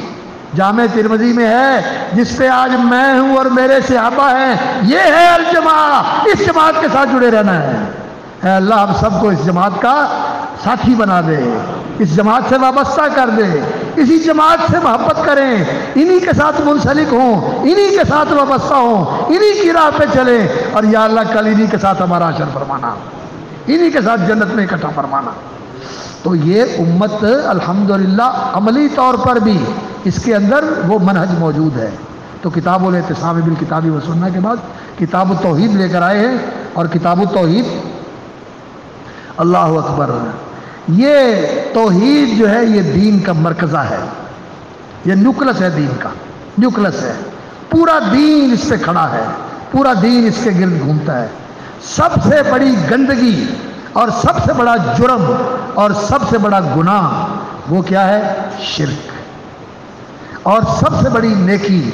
اور سب سے بڑی اللہ کو محبوب عمل وہ اللہ کی توحید، اللہ کی ذاتی توحید، اللہ کی صفاتی توحید، اللہ کی حقوق کی توحید، کہ جو اس کا حق ہے وہ کسی اور کو نہیں دینا، صرف اسی کے لیے ہے، کسی کو شریک نہیں کرنا اس حق کے اندر۔ اور اللہ رب العزت کے اسماء حسنہ کی توحید، کہ جو نام اللہ کا ہے اس معنی میں وہ نام اللہ کے سوا کسی اور کے لیے بولا نہیں جائے گا۔ توحید ذات، اپنی ذات میں ایک ہے، نہ اس کا باپ ہے، نہ اس کی ماں ہے، نہ اس کا بیٹا ہے، نہ اس کی بیٹی ہے، نہ اس کی بیوی ہے، وہ اپنی ذات میں الواحد الاحد الصمد و الہکم الہ واحد، ایک الہ ہے، اور اللہ اکبر، وہ یکتا ہے، احد، قل هو اللہ احد، وہ اکلوتا اور یکتا ہے، یونیک ہے، اس جیسا کوئی نہیں، لا شریک لہ، لا مثیل لہ، لا نظیر لہ، لا ضد لہ، لا ند لہ، لا مقابل لہ، لا معقب لہ، اللہ اکبر۔ کوئی اس کے اوپر واقف نہیں ہے کہ وہ اس کی بات کو نافذ کرنے کے لیے وہ کہے کہ اس کو نافذ کرے، نہیں، وہ اپنی بات خود نافذ کرواتا ہے۔ لہ الحکم الا لہ الخلق والامر، ہر چیز کو پیدا کرنے والا بھی وہی ہے اور ہر چیز کے لیے حکم جاری کرنے والا بھی وہی ہے، اور اسی کا حکم پوری کائنات کے اندر کار فرما ہے، اسی کا حکم پوری کائنات کے اندر کار فرما ہے۔ کسی کی نہیں چلتی، یہاں بادشاہوں کی نہیں چلتی، سپر پاوروں کی نہیں چلتی، سپر پاورز کی نہیں چلتی، یہاں کس کی چلتی ہے؟ میرے اللہ کی مرضی چلتی ہے، میرے اللہ کا حکم چلتا ہے، اس کی مشیت اور اس کا ارادہ چلتا ہے، اس کے اوامر نافذ ہیں۔ ہاں یہاں یہ بات یاد رکھیے کہ اس کے جو اوامر کونیہ اور قدریہ ہیں وہ تو نافذ العمل ہیں، لیکن جو اس کے اوامر شرعیہ اور دینیہ ہیں یہ میرے اور تیرے اختیار میں ہیں۔ اگر مان لو تو فائدہ، اور نہ مانو گے تو اپنا ہی نقصان، تو اپنا ہی نقصان۔ جو اوامر شرعیہ ہیں ان میں انسان کو اختیار ہے مانے یا نہ مانے، لیکن جو اوامر کونیہ ہے، اللہ اکبر، پیدا ہونے کا وقت آ گیا، آ گیا۔ بعض دفعہ ماں باپ نہیں چاہتے کہ اولاد ہو لیکن آ جاتی ہے، اور بعض دفعہ ماں باپ تڑپتے ہیں کہ اللہ دے دے، نہیں ملتی۔ اللہ کا فیصلہ ہے، اللہ کا فیصلہ ہے۔ یہب لمن یشاء اناثا ویہب لمن یشاء الذکور ویجعل من یشاء عقیما، اور کسی کو چاہتا ہے تو ملتا ہی نہیں، ساری زندگی کوششیں بھی کرتے ہیں، متعدد شادیاں بھی کرتے ہیں، اللہ اکبر، لیکن پھر بھی اولاد نہیں ملتی۔ اور کئی بیچارے ایسے ہیں وہ کہتے ہیں یا اللہ بس کر دے، اللہ کہتا ہے نہیں، ابھی سلسلہ جاری رہے گا، ابھی یہ سلسلہ جاری رہے گا۔ تو یہ اللہ کا حکم چلتا ہے، یہ اوامر کونیہ اور قدریہ ہیں، اور جو اوامر شرعیہ ہے یہ اللہ رب العزت نے ہمارے اختیار پہ رکھے ہوئے ہیں۔ اگر مان لو گے دل کی خوشی سے اور اس طرح جس طرح اللہ کے نبی نے کیا ہے اور اللہ کو راضی کرنے کے لیے مانو گے تو سرخرو اور سرفراز ہو، اور اگر ان کا انکار کرو گے اور ان سے سرتابی کرو گے، سرکشی کرو گے تو اپنا ہی نقصان کرو گے۔ اللہ اکبر۔ من شاء فلیؤمن ومن شاء فلیکفر، من عمل صالحا فلنفسہ۔ اللہ اکبر، جس نے اچھا کیا وہ اس نے اپنا ہی بھلا کیا، اور والذین اساءوا السوء، کیسے ہے وہ آیت میں، ثم کان عاقبۃ الذین اساءوا السوء، پھر جن لوگوں نے برا کیا ان کا برا انجام ہوا۔ من اساء فعلیہا من عمل صالحا فلنفسہ ومن اساء فعلیہا، جس نے برا کیا اس کا وبال اور اس کا برا انجام اسی کو بھگتنا ہوگا، اور جس نے اچھا کیا اس کی اچھائی کا فائدہ اسی کو ہوگا۔ اللہ کا ثمرتا کچھ نہیں ہے ہماری نیکی کرنے سے۔ تو یہ جو اللہ رب العزت کے اوامر ہیں یہ کار فرما ہے پوری کائنات کے اندر، اور اللہ اپنی ذات میں واحد لا شریک ہے، اپنی صفات میں واحد لا شریک ہے، جیسے اس کی صفت ہے بقا کی، حیات کی، وہ ہمیشہ سے زندہ ہے اور ہمیشہ زندہ رہے گا، اور وہ باقی ہے۔ کل من علیہا فان ویبقی وجہ ربک ذو الجلال والاکرام، بقا اس کے لیے ہے، دائمی اور ابدی حیات اس کے لیے ہے۔ اور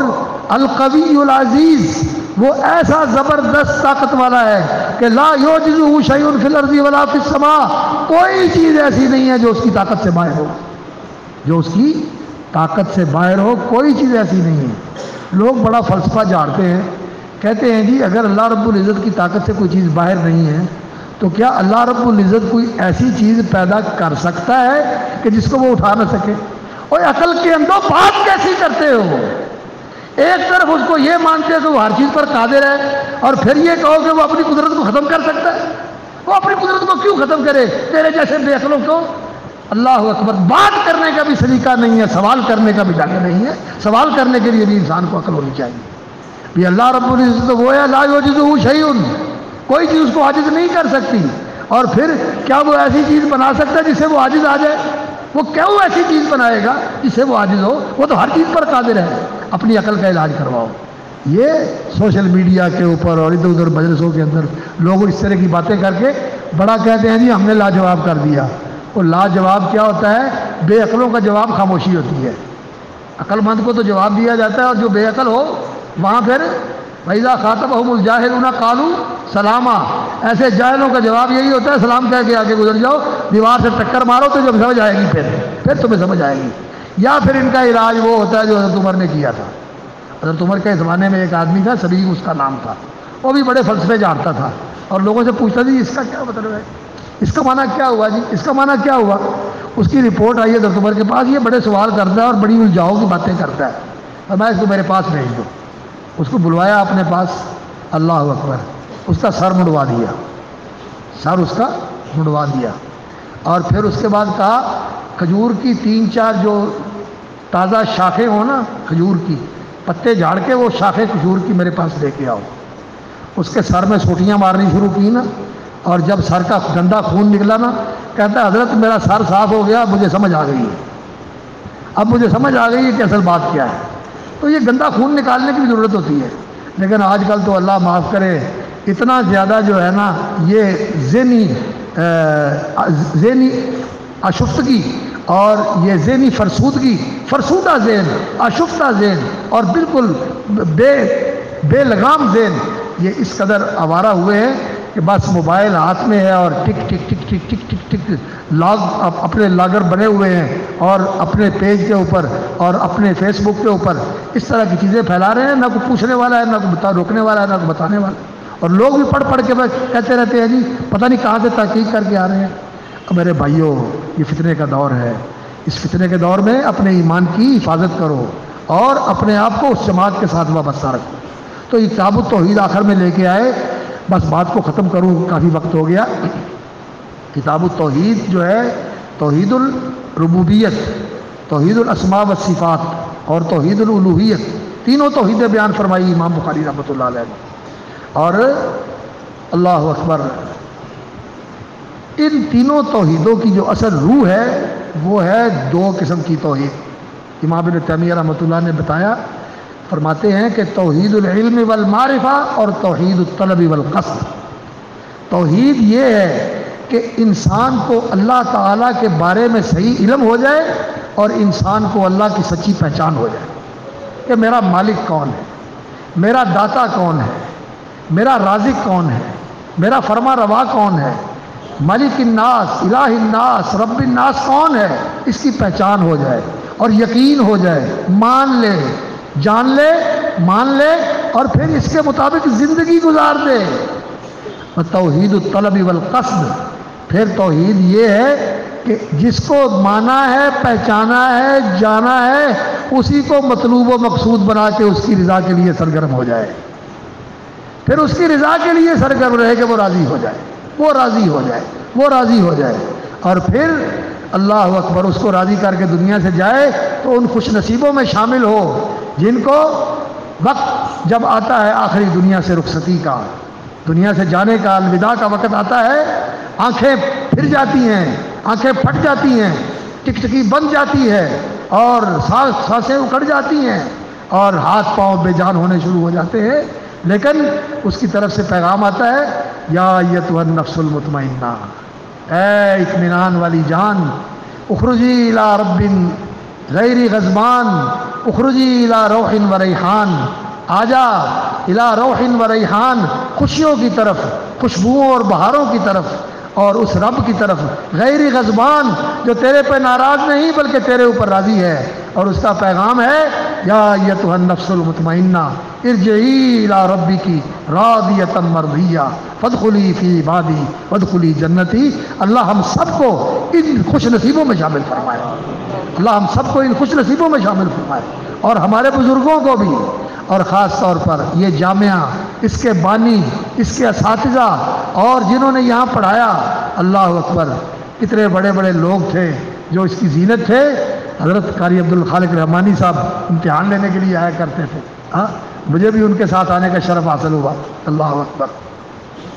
انہوں نے درس دیا اور میرا بھی درس رکھا ہوا تھا، میں نے کہا کسی امتحان میں ڈال دیا آپ نے قاری صاحب کے ساتھ میرا درس۔ قاری رحمانی صاحب ماشاءاللہ وہ تو دلی کی زبان بولتے تھے، ہم تو پنجابی لوگ ہیں، صحیح اردو بھی نہیں آتی۔ تو خیر اسی طرح ایک مولانا حاکم علی صاحب رحمۃ اللہ علیہ، مولانا یونس دہلوی رحمۃ اللہ علیہ، اور اس سے پہلے حافظ احمد اللہ صاحب، اور حافظ گودلوی صاحب رحمۃ اللہ علیہ بھی پڑھاتے رہے، مولانا عبید اللہ رحمانی رحمۃ اللہ علیہ، تو بڑی اس کی عظیم تاریخ ہے۔ وہ بھی وہاں رہے، وہ میرے بھی استاد ہیں، وہ میرے پاس ان کی اجازت بھی ہے، ان سے بھی میں نے اجازت لی ہے۔ اور ایک اور تھے وہ جو بوڑھے تھے اور وہ ادھر مسجد میں ہوتے تھے، نہیں عبدالعزیز فیصل آبادی تو تھے نا، وہ بزرگ تھے پرانے، وہ جو مسجد نہیں آمنہ مسجد وہاں عبد الحنان صلی اللہ، مولانا عبد الحنان دہلوی، بڑے عالم آدمی، بہت بڑے عالم، اللہ سمندر تھے علم کا، مولانا عبد الحنان دہلوی رحمۃ اللہ علیہ۔ تو بڑی تاریخ ہے اس کی، تو اس تاریخ کو زندہ رکھنا چاہیے، اہل علم کو جمع کرنا چاہیے، اور اس کا جو امتیاز اور اس کا جو اختصاص ہے اسے ختم نہیں ہونے دینا چاہیے۔ اللہ رب العزت جزائے خیر دے ہمارے محترم بھائی ڈاکٹر صاحب کو، اللہ تعالیٰ نے ان کو بڑا جذبہ دیا ہے اور بڑی لگن دی ہے، ماشاءاللہ اس بلڈنگ کو کہاں سے کہاں پہنچا دیا ہے، اور ان کے رفقا بھی ماشاءاللہ بڑے قابل قدر ہیں۔ لیکن اصل بات یہ ہے جو اس کا امتیاز اور اختصاص ہے اس کو ضرور قائم رکھیں، اس کے لیے کوشش کریں کہ وہ امتیاز قائم ہو جائے، اور یقین جانیے آج اس دین کو اہل علم کی ضرورت ہے۔ ہمارے علماء چلے گئے، پوچھئے علماء سے، خدا کی قسم جو ہمارا امتیاز تھے، جو ہمارا سرمایہ تھے، آج وہ نہیں۔ آج میرے جیسے طالب علموں کو لوگ بلاتے ہیں درس حدیث کے لیے۔ کیا وہ وقت تھا کہ حافظ گودلوی درس دیا کرتے تھے، حافظ عبداللہ بڈی مالوی درس دیا کرتے تھے، مولانا عبدالغفار حسن درس دیا کرتے تھے، مولانا حاکم علی درس دیا کرتے تھے، وہ دور تھا۔ اب ان علماء کی جگہوں پر ان کے لیے ان کے اہل جانشین جو ہے وہ پیدا کرنے کی ضرورت ہے، اس کا ہمیں اہتمام کرنا چاہیے۔ میری بات جو ہے وہ کوئی تنقیص نہیں ہے کہ ہو نہیں رہا، نہیں، الحمدللہ جو ہو رہا ہے بہت کچھ ہو رہا ہے، لیکن نبی صلی اللہ علیہ وسلم کی دعا میرا خیال ہے آپ سب کو یاد ہوگی۔ نبی صلی اللہ علیہ وسلم کی ایک دعا ہے جو نماز میں پڑھا کرتے تھے، بین سجدتین بھی منقول ہے لیکن نماز کے اندر تو بالکل صحیح ہے، وجبرنی برفانی، یا اللہ میری کمیاں پوری کر دے اور میرا درجہ اونچا کر دے، میں جہاں کھڑا ہوں مجھے اپ گریڈ کر دے، مجھے اپ گریڈ کر دے، میرا گریڈ ہمیشہ اوپر سے اوپر جاتا رہے، اس بات کی کوشش کرتے رہنا چاہیے۔ تو آخر میں امام باب لے کے آئے ہیں، باب قول اللہ تعالی ونضع الموازین القسط لیوم القیامہ، نضع الموازین القسط لیوم القیامہ، اللہ اکبر۔ اللہ کا فرمان ہے کہ ہم نضع الموازین القسط لیوم القیامہ، کہ ہم عدل کے ترازو قائم کریں گے، عدل کے ترازو، اللہ اکبر، بے لاگ عدل ہوگا، پورا پورا انصاف ہوگا۔ حدیث میں آتا ہے کہ ایک آدمی آئے گا، اس کے پاس روزہ ہے، نماز ہے، صدقہ خیرات ہے، حج ہے، عمرے ہے، بہت کچھ نیکیاں لے کے آئے گا، لیکن لوگ آ جائیں گے مطالبہ کرنے والے، داد خائی لے کے اور حق رسی کے لیے کہ ہمیں حق ملنا چاہیے۔ وہ کہیں گے کہ یا اللہ اس نے عمرے تو کیے ہیں، اس نے نمازیں تو پڑھی ہیں، اس نے حج تو کیے ہیں، اس نے یہ تو کیا ہے، لیکن اس کے ساتھ زیادتی کی ہے، اس کا مال کھایا ہے، اس کو گالی دی ہے، اس کو اذیت دی ہے، اس کو دکھ پہنچایا ہے، شتم ھذا، اکل مال ھذا، ضرب ھذا۔ اللہ رب العزت کہیں گے یہ تو عدل کا دن ہے، عدل اور انصاف کا دن ہے، ٹھیک ہے، اب کوئی پیسے نہیں ہیں، کوئی سفارش نہیں ہے، اب تو نیکیاں ہیں، نیکیوں کا سکہ چلتا ہے اس بازار میں، اس دنیا میں نیکیوں کا سکہ چلے گا۔ تو نبی صلی اللہ علیہ وسلم نے فرمایا اس کی نیکیاں تقسیم ہونی شروع ہو جائیں گی، حج بھی چلے گئے، عمرے بھی چلے گئے، صدقہ خیرات بھی چلے گئے، روزے بھی چلے گئے، نمازیں بھی چلی گئی، اور ابھی لوگ کھڑے ہوئے ہیں جو کہتے ہیں کہ ہمیں ہمارا حق چاہیے، طلبگار کھڑے ہوئے ہیں۔ تو پھر یہ ہوگا کہ ان کے گناہ اس کے سر پہ ڈالے جائیں گے۔ وہ نیکیوں کے انبار لے کے آیا تھا، گناہوں کے انبار سر پہ لے کے ساری نیکیاں لوگوں کو دے کے جہنم کی طرف چلا جائے گا، نعوذ باللہ من ذالک۔ وہ دن بڑا سخت دن ہے، اس دن پورا انصاف ہونے والا ہے۔ اسی آیت کی تفسیر میں حافظ ابن کثیر رحمۃ اللہ علیہ نے وہ حدیث نقل کی ہے تو نبی صلی اللہ علیہ وسلم سے صحیح حدیث کی کتابوں میں منقول ہے، مسند احمد میں اور دوسری حدیث کی کتابوں میں، اسی آیت کی تفسیر میں، وَنَضَعُ الْمَوَازِينَ الْقِسْطَ لِيَوْمِ الْقِيَامَةِ فَلَا تُظْلَمُ نَفْسٌ شَيْئًا وَإِنْ كَانَ مِثْقَالَ حَبَّةٍ مِّنْ خَرْدَلٍ أَتَيْنَا بِهَا وَكَفَىٰ بِنَا حَاسِبِينَ، کہ ہم ترازو عدل کے قائم کریں گے اور کسی کے ساتھ زیادتی بھی نہیں ہوگی اور کسی کی حق تلفی بھی نہیں ہوگی۔ لا تظلم نفس شیئا کا معنی ہے نہ کسی پر زیادتی کی جائے گی کہ کسی کی جگہ پہ کسی کو، یہاں تو ہوتا ہے نا قتل کسی نے کیا اور پھانسی کوئی لگ گیا، یہاں تو ہوتا ہے جرم کسی نے کیا اور پکڑا کوئی گیا، وہ بالکل نکل گیا رشوت دے کے، وکیل کر کے، اور لوگ کہتے ہیں وکیل نہ کرو، جج ہی کر لو، جج کر کے نکل گیا، لیکن وہاں ایسے نہیں ہو سکے گا۔ لا تظلم نفس شیئا، کسی کی جگہ پہ کوئی پکڑا نہیں جائے گا۔ لا تظلم نفس شیئا وان کان مثقال حبۃ من خردل اتینا بها، اور اگر رائی کے دانے کے برابر بھی کوئی چیز ہوگی نیکی یا بدی، وہ بھی لا حاضر کی جائے گی، سب کچھ لا کے حاضر کر دیا جائے گا، اور برائیاں بھی تولی جائیں گی اور نیکیاں بھی تولی جائیں گی۔ اللہ اکبر۔ وکفیٰ بنا حاسبین، ایک آدمی رسول اکرم صلی اللہ علیہ وسلم کے پاس آیا، کہنے لگا یا رسول اللہ میرے نوکر ہیں، غلام ہیں اور خدمت گار ہیں، اور آپ جانتے ہیں کہ وہ کام کرتے ہیں میرے پاس، کام میں چوری بھی کرتے ہیں، خرابی بھی کرتے ہیں، میرا کام بگاڑتے بھی ہیں، جھوٹ بھی بولتے ہیں، مجھے تکلیف بھی پہنچاتے ہیں، تو میرا نقصان بھی کرتے ہیں، تو میں بھی انسان ہوں، تو میں ان کے ساتھ پھر سختی سے بول بھی لیتا ہوں، کبھی سزا بھی دے لیتا ہوں، کبھی ان کو کوئی ایسا غلط کلمہ منہ سے نکل جاتا ہے غصے میں، گالی گلوچ بھی کر لیتا ہوں۔ یا رسول اللہ میرا ان کے ساتھ جو معاملہ ہے اس کا کیا بنے گا؟ تو نبی صلی اللہ علیہ وسلم نے فرمایا یہ ہوگا کہ جو تو نے ان کے ساتھ کیا، سخت سست کہا، مارا پیٹا، کوئی گالی گلوچ کیا، اس کو بھی اکٹھا کر لیا جائے گا، اور جو انہوں نے کوتاہی کی اور انہوں نے کام چوری کی اور انہوں نے تیرا نقصان کیا، تیری بدخائی کی، انہوں نے اس کو بھی اکٹھا کر لیا جائے گا، اور یہ سارا جمع کر کے ایک پلڑے میں رکھ دیا جائے گا، اور جو تو نے کیا وہ بھی ایک پلڑے میں رکھ دیا جائے گا، اور تولا جائے گا، ترازو عدل کے ترازو میں تولا جائے گا۔ اگر تو تیرا سخت سست کہنا، مارنا پیٹنا، گالی گلوچ کرنا یہ بڑھ گیا تو وہ بچ جائیں گے، تو پکڑا جائے گا، وہ بچ جائیں گے، تو پکڑا جائے گا، اور اگر ان کا بڑھ گیا تو تو بچ جائے گا، وہ پکڑے جائیں گے۔ اس آدمی کی یہ بات سن کر، ایمان والا تھا نا، اور آخرت کی فکر تھی اور آخرت کا یقین تھا، کانپ گیا، لرز اٹھا، کہنے لگا یا رسول اللہ ایسے ہی حساب ہونے والا ہے؟ فرمایا ہاں ایسے ہی حساب ہونے والا ہے۔ اللہ نے فرمایا وَإِن كَانَ مِثْقَالَ حَبَّةٍ مِّنْ خَرْدَلٍ أَتَيْنَا بِهَا وَكَفَىٰ بِنَا حَاسِبِينَ، اگر رائی کے دانے کے برابر بھی کوئی چیز ہے، اللہ اکبر، تو ہم اس کو بھی لا حاضر کریں گے، اور ہم کافی ہیں پورا حساب لینے کے لیے۔ اللہ کا یہ فیصلہ ہے۔ کہنے لگا یا رسول اللہ یہ تو بہت مشکل کام ہے، میں تو غلام رکھتا ہی نہیں، میں ان کو اللہ کے لیے آزاد کرتا ہوں، اللہ مجھے معاف کر دے، اب میں اپنا کام مختصر کر لیتا ہوں، خود کر لوں گا، میں غلام سے کام نہیں لوں گا۔ تو اس طرح کا حساب ہونے والا ہے، اس کے لیے تیاری کرنی ہے میں نے اور آپ نے۔ اور امام بخاری رحمۃ اللہ علیہ آخر میں جو اس حدیث کو لے کے آئے، اس باب کو اور اس حدیث کو، یہ بتانے کے لیے کہ اس وقت کی اور اس دن کی فکر کرنی چاہیے۔ یہ دن اور یہ وقت ہم سب کے لیے آنے والا ہے، اور یہ ہم سب کو اس کا سامنا کرنا ہوگا، اس لیے اس دن کے لیے آج تیاری کر لینی چاہیے کہ اپنے حساب بے باک کر لیں، اپنے کھاتے سیدھے کر لیں، اپنے معاملات درست کر لیں، اور کل پہ بات نہ چھوڑیں، آج ہی سارے معاملے سیدھے کر لیں۔ وقال مجاہد ان اعمال بنی آدم وقولهم یوزن واقوالهم توزن، اقوال بھی تولے جائیں گے، اعمال بھی تولے جائیں گے، یہ کام اللہ کا، تولنے کا کام اللہ کا ہے۔ اللہ رب العزت نے ان ساری چیزوں کو محفوظ کیا ہوا ہے۔ آپ لوگ ویڈیو بنا کے چیز کو محفوظ کر لیتے ہیں، اللہ رب العزت نے بھی ایسا خود کار سسٹم اس فضا کے اندر قائم کیا ہوا ہے کہ ہم جو کچھ کرتے ہیں اس کی پوری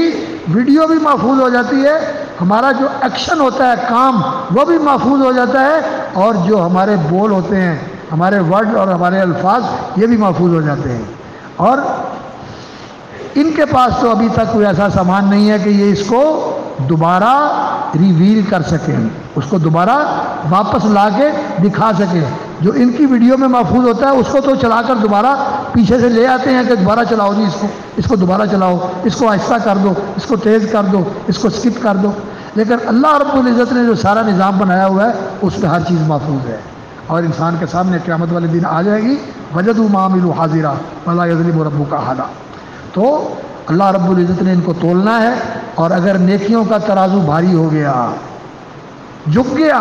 نیکیوں کا ترازو، تو وہ کامیاب ہو گیا، اور اگر برائیوں کا ترازو جھک گیا تو پھر سزا بھگتنی پڑے گی۔ اللہ تعالیٰ ہمارے نیکیوں کا ترازو بھاری فرمائے، اور ہمارے گناہوں کا ترازو اللہ رب العزت تو اپنی رحمت سے ہلکا فرما دے، ہمارے گناہ معاف فرما دے۔ اللہ تو ہمارے گناہوں پر اپنے عفو و کرم کا قلم پھیر دے، اور ہمارے گناہ دھو ڈال، ہمارے گناہ مٹا ڈال، اور ان پہ اپنی رحمت کا اور مغفرت کا پردہ ڈال دے۔ وَأَنَّ أَعْمَالَ بَنِي آدَمَ وَقَوْلُهُمْ يُوزَنُ وَقَالَ مجاہد القصاص العدل بالرومیہ. امام مجاہد ابن جبر حضرت عبداللہ ابن عباس کے شاگرد تھے. قرآن کی تفسیر ان سے پڑھی اور کہتے ہیں کہ میں نے تفسیر پڑھی اور 3 دفعہ پڑھی. ایک ایک آیت کے اوپر میں ان سے پوچھتا تھا کہ اس کا کیا مطلب ہے، اس کی کیا حقیقت ہے، اور اس کا کیا معاملہ ہے، اور اس کا کیا معاملہ ہے. اس طرح آج کل ہم تو پڑھتے ہیں، ایک ہی دفعہ پڑھ کے سمجھتے ہیں کہ ہم نے بڑا احسان کر دیا. نہیں، لوگ پہلے بخاری پڑھتے تھے ایک استاد کے پاس، پھر اس سے بڑے استاد کے پاس جاتے تھے، پھر اپنی سند عالی کرنے کے لیے اور استاد کے پاس جاتے تھے. آپ لوگ بھی ایسا کریں، اپنے علم کو بڑھائیں، پختہ کریں، گہرا کریں، رسوخ پیدا کریں اپنے علم کے اندر. تو امام مجاہد ابن جبر رحمۃ اللہ علیہ فرماتے ہیں کہ قصاص کا لفظ جو قرآن میں استعمال ہوا ہے، یہ رومی زبان میں بھی یہ لفظ موجود ہے. قصاص، قسطس، جسٹس، انصاف اور عدل کے معنی میں. تو وہ یہ کہتے ہیں، لیکن یہاں سے یہ بات نہیں ذہن میں آنی چاہیے کہ رومی زبان سے یہ لفظ قرآن میں آ گیا ہے. نہیں، قرآن عربی زبان میں ہے. وَإِنَّهُ لَتَنزِيلُ رَبِّ الْعَالَمِينَ نزل به الروح الامین علی قلبک لتکون من المنذرین بلسان عربی مبین. قرآن عربی مبین میں نازل ہوا ہے. ہاں، یہ لغتوں کا توارد اور توافق ہو سکتا ہے کہ جو چیز عربی زبان میں بھی ہے وہی لفظ کسی دوسری زبان میں ہو اور اس کا معنی ملتا جلتا ہو عربی زبان والے کلمے کے ساتھ. بلکہ جو صحیح علماء ہیں جن کا لغت کے اوپر بڑی وسیع نظر ہے، ان میں علامہ سید سلیمان ندوی رحمۃ اللہ علیہ بھی ہے. وہ تو لکھا ہے انہوں نے کتاب، جو ان کی کتاب ہے تاریخ و عرض القرآن، اس میں انہوں نے لکھا ہے کہ عربی زبان حقیقت میں ساری زبانوں کی ماں ہے. ساری زبانوں کی ماں عربی زبان ہے. تو عربی زبان جو ہے یہ اصل ہے. یہاں سے دوسری زبانوں میں بھی الفاظ گئے ہوئے ہیں. تو یہ رومی زبان سے قرآن میں نہیں آیا، بلکہ عربی زبان کے اندر ہے سارا قرآن. تو کسی اور زبان کا لفظ جو ہے قرآن مجید میں نہیں ہے. اور اگر کوئی لفظ ایسا ہے کہ دوسری زبان میں بھی ہے تو وہ توارد اللغات ہے. وہ لغات کا آپس میں اتفاق ہے کہ اس لغت میں بھی وہ لفظ موجود ہے اور اس لغت میں بھی موجود ہے لفظ. جیسے دمادم اور دم دم، یہ عربی زبان میں ہوتا ہے. دمادم یہ چیز برس رہی تھی، اور دم دم آ رہی مربوم بزمبی فسواہا، ان الفاظ کے ردم بھی قریب قریب ہے اور معنی بھی قریب قریب ہے. تو یہ ہو جاتا ہے. تو وقال مجاہد القصاص والعدل بالرومیہ ویقال القسط مصدر المقسط. امام بخاری رحمۃ اللہ علیہ ایک اور آپ کو لغوی فائدہ دے رہے ہیں. وہ کیا کہ القسط مصدر المقسط. قسط جو ہے یہ مقسط کا مصدر ہے. مقسط کا مصدر عام بات ہے، اقسط یقسط اقساطا فهو مقسط وذاک مقسط. صرف صغیر جو پڑھتے ہیں تو اسے پتہ ہے اقسط یقسط اقساطا، افعل یفعل افعالا، جو اس کا اصل مصدر ہے وہ تو اقساط ہے. تو امام بخاری کہتے ہیں کہ القسط مصدر المقسط. اصل معنی یہ ہے کہ قسط جو ہے یہ مقسط کا اصل مصدر ہے. یہ مصدر المصدر ہے بحذف الزوائد. زوائد کو حذف کر کے یہ اس کا مصدر بنتا ہے. جو مقسط کا معنی عادل ہوتا ہے تو قسط کا معنی بھی عدل ہوتا ہے. تو مقسط عادل کے معنی میں ہے اور قسط عدل کے معنی میں استعمال ہوتا ہے. ان اللہ یحب المقسطین. اور اللہ نے کہا ہے کہ کونوا قوامین بالقسط شہداء للہ. قسط عدل کے معنی میں ہوتا ہے. اور اما القاسط، اور باقی سورہ جن میں جو لفظ آیا ہے وَأَنَّا مِنَّ الْمُسْلِمُونَ وَمِنَ الْقَاسِطُونَ فَمَنْ أَسْلَمَ فَأُولَٰئِكَ تَحَرَّوْا رَشَدًا وَأَمَّا الْقَاسِطُونَ فَكَانُوا لِجَهَنَّمَ حَطَبًا. تو وہاں جو قاسط کا لفظ آیا ہے وہ بھی قاف سین طا ہے اور یہ بھی قاف سین طا ہے. تو پھر کیا معنی ہوا؟ کہتے ہیں وہاں جو آیا ہے وہ مجرد سے آیا ہے، اور یہ قسط قاف کے کسرے کے ساتھ اور سین کے سکون کے ساتھ عدل کے معنی میں ہوتا ہے. اور اگر قسط ہو قاف کے فتح کے ساتھ تو پھر اس کا معنی الٹ ہو جاتا ہے. یہ اس کی ضد بن جاتا ہے، یہ اس کے الٹ ہو جاتا ہے. پھر یہ اس کا معنی بن جاتا ہے جور اور ظلم، زیادتی اور کسی کی حق تلفی. تو اس کے بعد اپنی سند بیان کرتے ہیں. اور میں نے اپنی سند جو ہے جیسے آپ کے سامنے عربی میں پڑھی تھی، تو حافظ عبداللہ صاحب بڈی مالوی رحمۃ اللہ علیہ، اور اسی طرح مولانا عبدالغفار حسن رحمۃ اللہ علیہ، مولانا یوسف زبیدی رحمۃ اللہ علیہ، مولانا ثناء اللہ ہوشیار پوری رحمۃ اللہ علیہ، ان اساتذہ کے حوالے سے میری سند بھی امام بخاری تک پہنچتی ہے. اور امام بخاری سے واسطے سے متصل سند کے ساتھ ہی ہم بھی اس حدیث کو پڑھتے ہیں. بالسند المتصل منا الی الامام الہمام قال حدثنا احمد بن اشکاب قال حدثنا محمد بن فضیل عن عمارة بن القعقاع عن ابی زرعة عن ابی ہریرہ رضی اللہ تعالی عنہ قال قال النبی صلی اللہ علیہ وسلم. یہ سند جو ہوتی ہے یہ وہ رجال ہیں، وہ حضرات اور افراد ہیں جنہوں نے اس حدیث کو نقل کیا ہے، اور انہوں نے نبی صلی اللہ علیہ وسلم کی حدیث کو محفوظ کیا۔ اللہ رب العزت نے ان کی زندگیوں کو اور ان کے تذکروں کو اور ان کے ناموں کو محفوظ کر دیا۔ اب جہاں حدیثیں پڑھی جاتی ہیں وہاں ان کے نام بھی آتے ہیں اور ان کے تذکرے بھی پڑھتے ہیں علماء۔ تقریب التہذیب ہے، خلاصہ تہذیب الکمال ہے، الکاشف ہے، اور اسی طرح تہذیب الکمال ہے، اور الکمال ہے، اکمال الاکمال ہے۔ یہ حدیث کی کتابیں ہیں جن کے اندر ان علماء کے تذکرے موجود ہیں۔ اللہ نے ان کو زندہ جاوید کر دیا کہ یہ دین کے محافظ تھے۔ اللہ نے ان کی زندگیوں کی اور ان کے ناموں کی بھی حفاظت فرمائی۔ ان کی زندگیاں لوگوں کے اندر موجود ہیں آج بھی، اور ان کے نام بھی لوگوں کے اندر زندہ موجود ہیں، کہ لوگ ان کے نام لے کر ان کے لیے دعائیں کرتے ہیں۔ یہ ان کا ذکر خیر جاری ہے۔ تو اللہ رب العزت ہمیں بھی اس گروہ کے ساتھ شامل کرے، اور ہمیں بھی اللہ تعالیٰ ان کی محبت نصیب فرمائے، اور اس زمرہ محدثین کے اندر اللہ رب العزت ہم لوگوں کو بھی شامل فرما دے، جو حدیث کے ساتھ محبت کرنے والے، حدیث کی خدمت کرنے والے، اس کی اشاعت کے اندر سرگرم رہنے والے ہیں۔ اللہ رب العزت اس بابرکت اور اس سعادت مند طبقے کے اندر ہم لوگوں کو بھی شامل فرما دے۔ تو حدثنا احمد بن اشکاب قال حدثنا محمد بن فضیل۔ احمد بن اشکاب جو ہیں یہ بھی کوفی ہیں، اور محمد بن فضیل بن غزوان یہ بھی کوفی ہیں، عن عمارۃ بن القعقاع یہ بھی کوفی ہیں، ابو زرع بھی کوفی ہیں، لیکن وہ مدینے گئے اور ابو ہریرہ رضی اللہ تعالیٰ عنہ سے انہوں نے علم حاصل کیا، اور ابو ہریرہ جو ہے وہ مدنی ہیں، اصل میں یمن کے تھے، ہجرت کر کے نبی صلی اللہ علیہ وسلم کے پاس آئے اور پھر مدینے میں ہی رہ گئے۔ جہاد کے لیے گئے، علاقوں میں گئے، جہاد بھی کرتے تھے، لیکن مدینے کو انہوں نے اپنا مرکز بنایا تھا، وہیں زندگی گزاری، مسجد نبوی میں درس حدیث دیتے رہے، اور یہی ان کا انتقال ہوا سنہ 58 کے اندر۔ حضرت ابو ہریرہ رضی اللہ تعالیٰ عنہ مدینہ منورہ میں دفن ہوئے۔ تو وہ روایت کرتے ہیں قال قال النبی صلی اللہ علیہ وسلم کلمتان حبیبتان الی الرحمن خفیفتان علی اللسان ثقیلتان فی المیزان سبحان اللہ وبحمدہ سبحان اللہ العظیم۔ رسول اللہ صلی اللہ علیہ وسلم کا فرمان ہے، کلمتانی دو بول ہیں، کلمتانی دو کلمے ہیں۔ کلمہ کلام کے معنی میں استعمال ہوتا ہے، ابن مالک رحمۃ اللہ علیہ کا مشہور قول ہے نا، وَكَلِمَةٌ بِهَا كَلَامٌ قَدْ يُؤَمْ قَوْلُنَا اسم وفعل ثم حرف الکلم وَكَلِمَةٌ بِهَا كَلَامٌ قَدْ يُؤَمْ۔ ابن مالک نے کہا ہے، تو کلمہ بول کر کلام مراد لیا جاتا ہے۔ سبحان اللہ و بحمدہ یہ ایک کلمہ ہے، اور سبحان اللہ العظیم دوسرا کلمہ ہے، اور سبحان اللہ و بحمدہ یہ حقیقت میں دو کلمے ہیں۔ سبحان اللہ و بحمدہ یہ حقیقت میں دو کلمے ہیں، ایک کلمہ ہے تسبیح کا اور ایک کلمہ ہے حمد کا، تحمید کا۔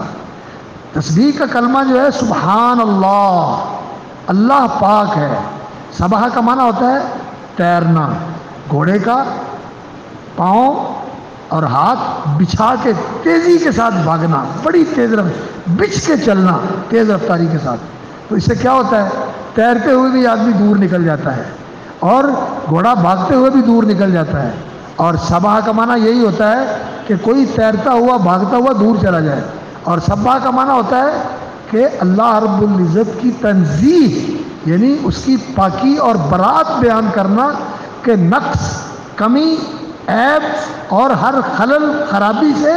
وہ بعید ہے، دور ہے، یہ چیزیں اس سے بہت دور ہیں، ان کو اس کی ذات سے کوئی نسبت ہی نہیں، وہ ان سے پاک ہے، منزہ ہے، مبرہ ہے، مقدس ہے، مطہر ہے، ان ساری چیزوں سے پاک ہے۔ وہ کیا، شریک سے پاک ہے، کمزوری سے پاک ہے، بھول سے پاک ہے، نیند سے پاک ہے، اور اس بات سے پاک ہے کہ کوئی اس کا ہمسر ہو، کوئی اس کا برابر ہو، کوئی اس کی ٹکر کا ہو، کوئی اس کے سامنے اکڑنے والا ہو، نہیں، اس کے سامنے سب جھکنے والے ہیں۔ اور وہ اللہ اکبر، جو اکڑنے والا ہو اس کو ایسا پکڑتا ہے، فرعون کہتا تھا کہ ما علمت لکم من الہ غیری انہ کان عالیا من المسرفین۔ وہ بڑا سرکش تھا، بڑا حد سے تجاوز کرنے والا تھا، اور بڑا متکبر اور بڑا اپنے آپ کو سر بلند اور سرفراز سمجھتا تھا۔ اللہ رب العزت نے پانی کے اندر غوطے دے کے ایسے مارا، اور ایسے جبریل امین نے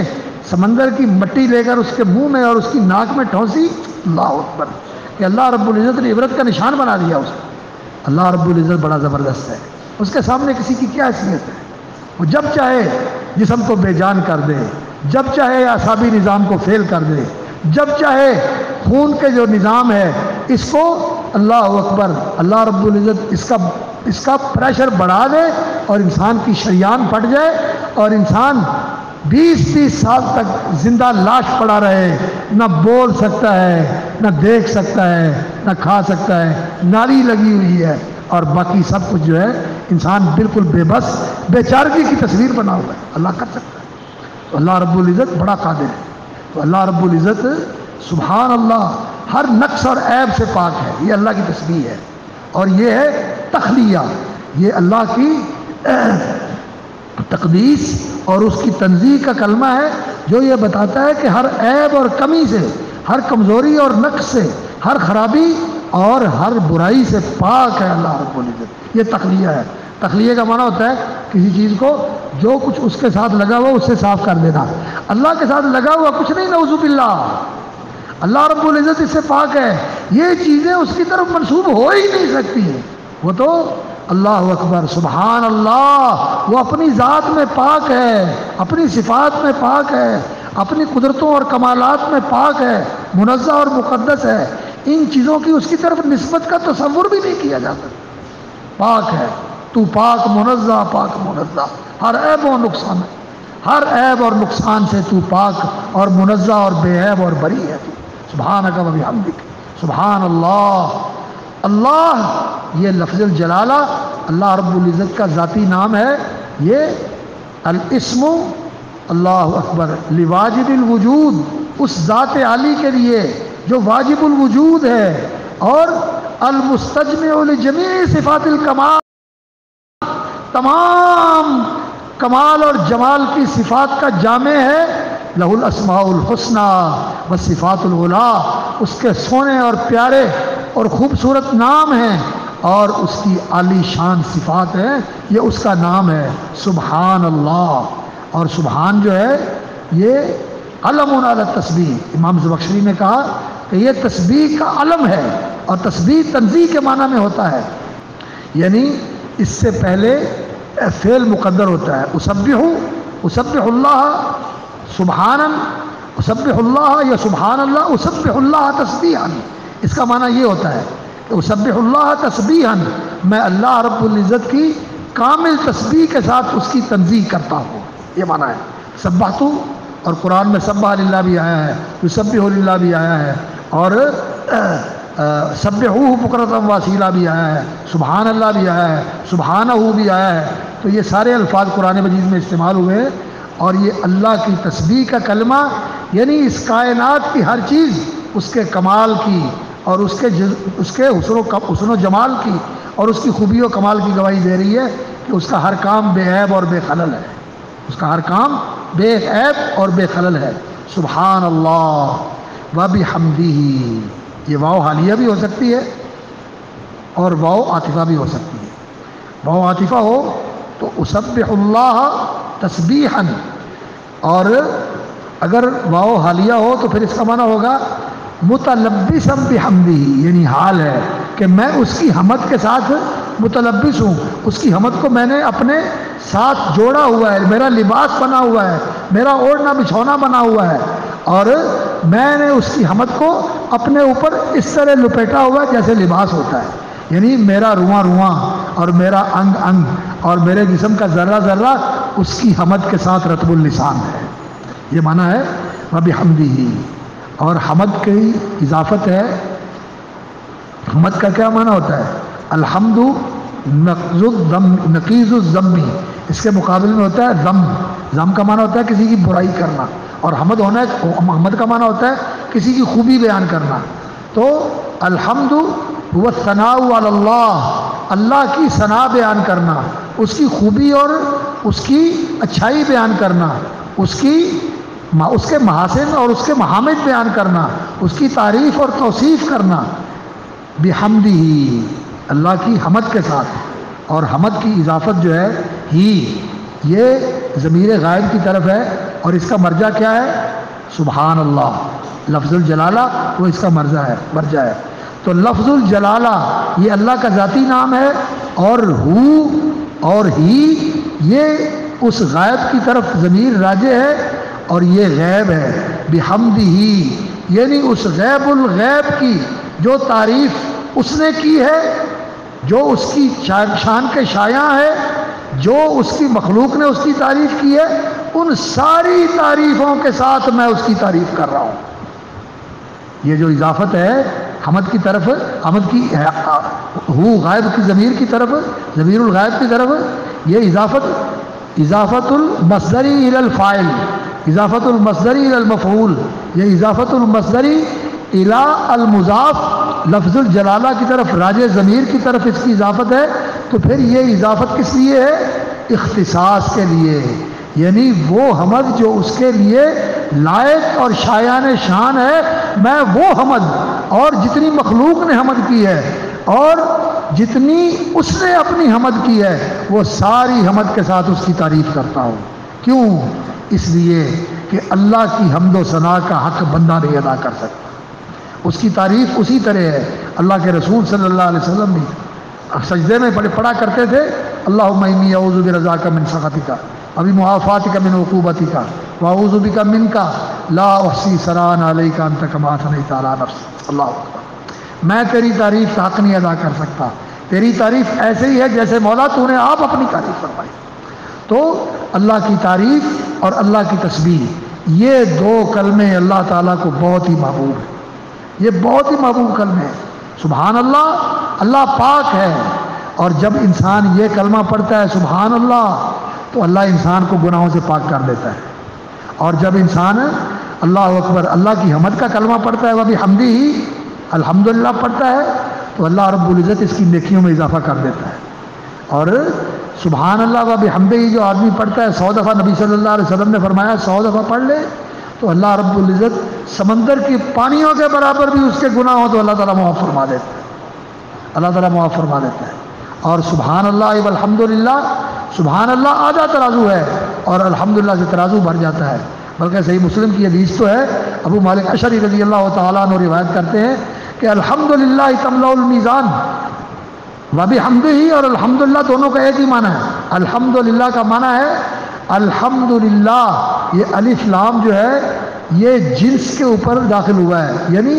حمد کی جنس جو ہے یہ اللہ کے لیے ہے، اس کے اندر استغراق بھی ہے، یعنی تمام تعریف جس کسی کی بھی تعریف کی جاتی ہے تو وہ تعریف اس کی نہیں ہے جس کی جا رہی ہے، اصل میں اس کی ہے جس نے اس کو وہ چیز دی جس کی وجہ سے اس کی تعریف کی جا رہی ہے۔ سب تعریفیں اللہ کے لیے ہے۔ وَلَهُ الْحَمْدُ كُلُّهُ لَكَ الْحَمْدُ كُلُّهُ، اللہ نبی صلی اللہ علیہ وسلم کہا کرتے تھے اللہم لک الحمد ملء السماوات وملء الارض وملء ما بینہما وملء ما شئت من شیء بعد، آسمان بھر کے،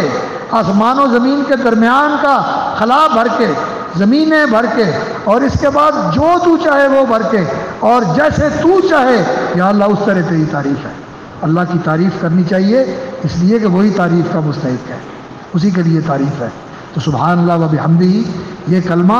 اللہ کی تسبیح کا کلمہ اور اللہ کی حمد کا کلمہ یہ اللہ کو بہت محبوب ہے۔ حضرت ابو ذر رضی اللہ تعالیٰ عنہ نے پوچھا یا رسول اللہ ای الکلام احب الی اللہ، اللہ کو سب سے محبوب کلمہ کون سا ہے؟ فرمایا جو اللہ نے اپنے فرشتوں کے لیے چنا ہے اور اللہ کے فرشتے اس کے ساتھ اللہ کا ذکر کرتے ہیں، وہ کیا کلمہ ہے؟ سبحان اللہ و بحمدہ۔ آپ بھی پڑھ لیں سبحان اللہ و بحمدہ، سبحان اللہ و بحمدہ، سبحان اللہ و بحمدہ۔ اور پھر اس کے بعد سبحان اللہ العظیم، پھر دوبارہ سبحان اللہ تکرار کے ساتھ آیا ہے۔ کیوں؟ پہلے بھی تسبیح سبحان اللہ اور پھر بعد میں بھی تسبیح، اور یہ سیغہ جو یہاں تو اس طرح آیا ہے نا، سبحان اللہ و بحمدہ پہلے ہے اور سبحان اللہ العظیم بعد میں ہے، اور دونوں ایک ساتھ آئے ہیں۔ اور دوسرے مقام پر یہ اس طرح بھی آیا ہے سبحان اللہ العظیم پہلے ہے اور سبحان اللہ و بحمدہ بعد میں ہے۔ اور ایک مقام پر ایسے آیا ہے کہ ایک ہی جگہ پر سبحان اللہ العظیم و بحمدہ ہے، سبحان اللہ العظیم و بحمدہ ہے۔ اور بعض روایات میں جیسے میں نے پہلے بتایا فرشتوں کے لیے اللہ نے انتخاب کیا ہے وہ اکیلا سبحان اللہ و بحمدہ ہے۔ تو تو سب سے چھوٹا کلمہ کیا ہے؟ سبحان اللہ و بحمدہ. اس سے بڑا سبحان اللہ العظیم و بحمدہ، اور پھر سبحان اللہ العظیم سبحان اللہ و بحمدہ، یا سبحان اللہ و بحمدہ سبحان اللہ العظیم. یہ سیغے حدیث کے اندر منقول ہے اور سارے ہی صحیح ہے. اور جو دل میں آئے پڑھ لیا کرو اور بدل بدل کے پڑھا کرو. یہ جو بدل بدل کے الفاظ حدیث میں آئے ہیں نا، ان کے اندر تنوع، بدل کے پڑھنا، یہ اہتمام کرنا چاہیے. ایک تو سنت پہ عمل ہو جاتا ہے، اور دوسرا انسان روٹینزم سے نکل جاتا ہے. روٹینزم جانتے ہیں نا، کہ انسان جو ہے نا ایک چیز اس کی عادت بن جاتی ہے. نہیں، شعوری طور پر پڑھنا چاہیے. کبھی سبحان اللہ العظیم و بحمدہ ہی پڑھ لے، کبھی اکیلا سبحان اللہ و بحمدہ ہی پڑھ لے، کبھی سبحان اللہ العظیم و بحمدہ ہی پڑھ لے، اور کبھی سبحان اللہ العظیم سبحان اللہ و بحمدہ ہی پڑھ لے، کبھی سبحان اللہ و بحمدہ سبحان اللہ العظیم پڑھ لے. یہ احساس کرتے ہوئے کہ اللہ کے نبی نے ایسے بھی پڑھا ہے، ایسے بھی پڑھا ہے، ایسے بھی پڑھا ہے، ایسے بھی پڑھا ہے.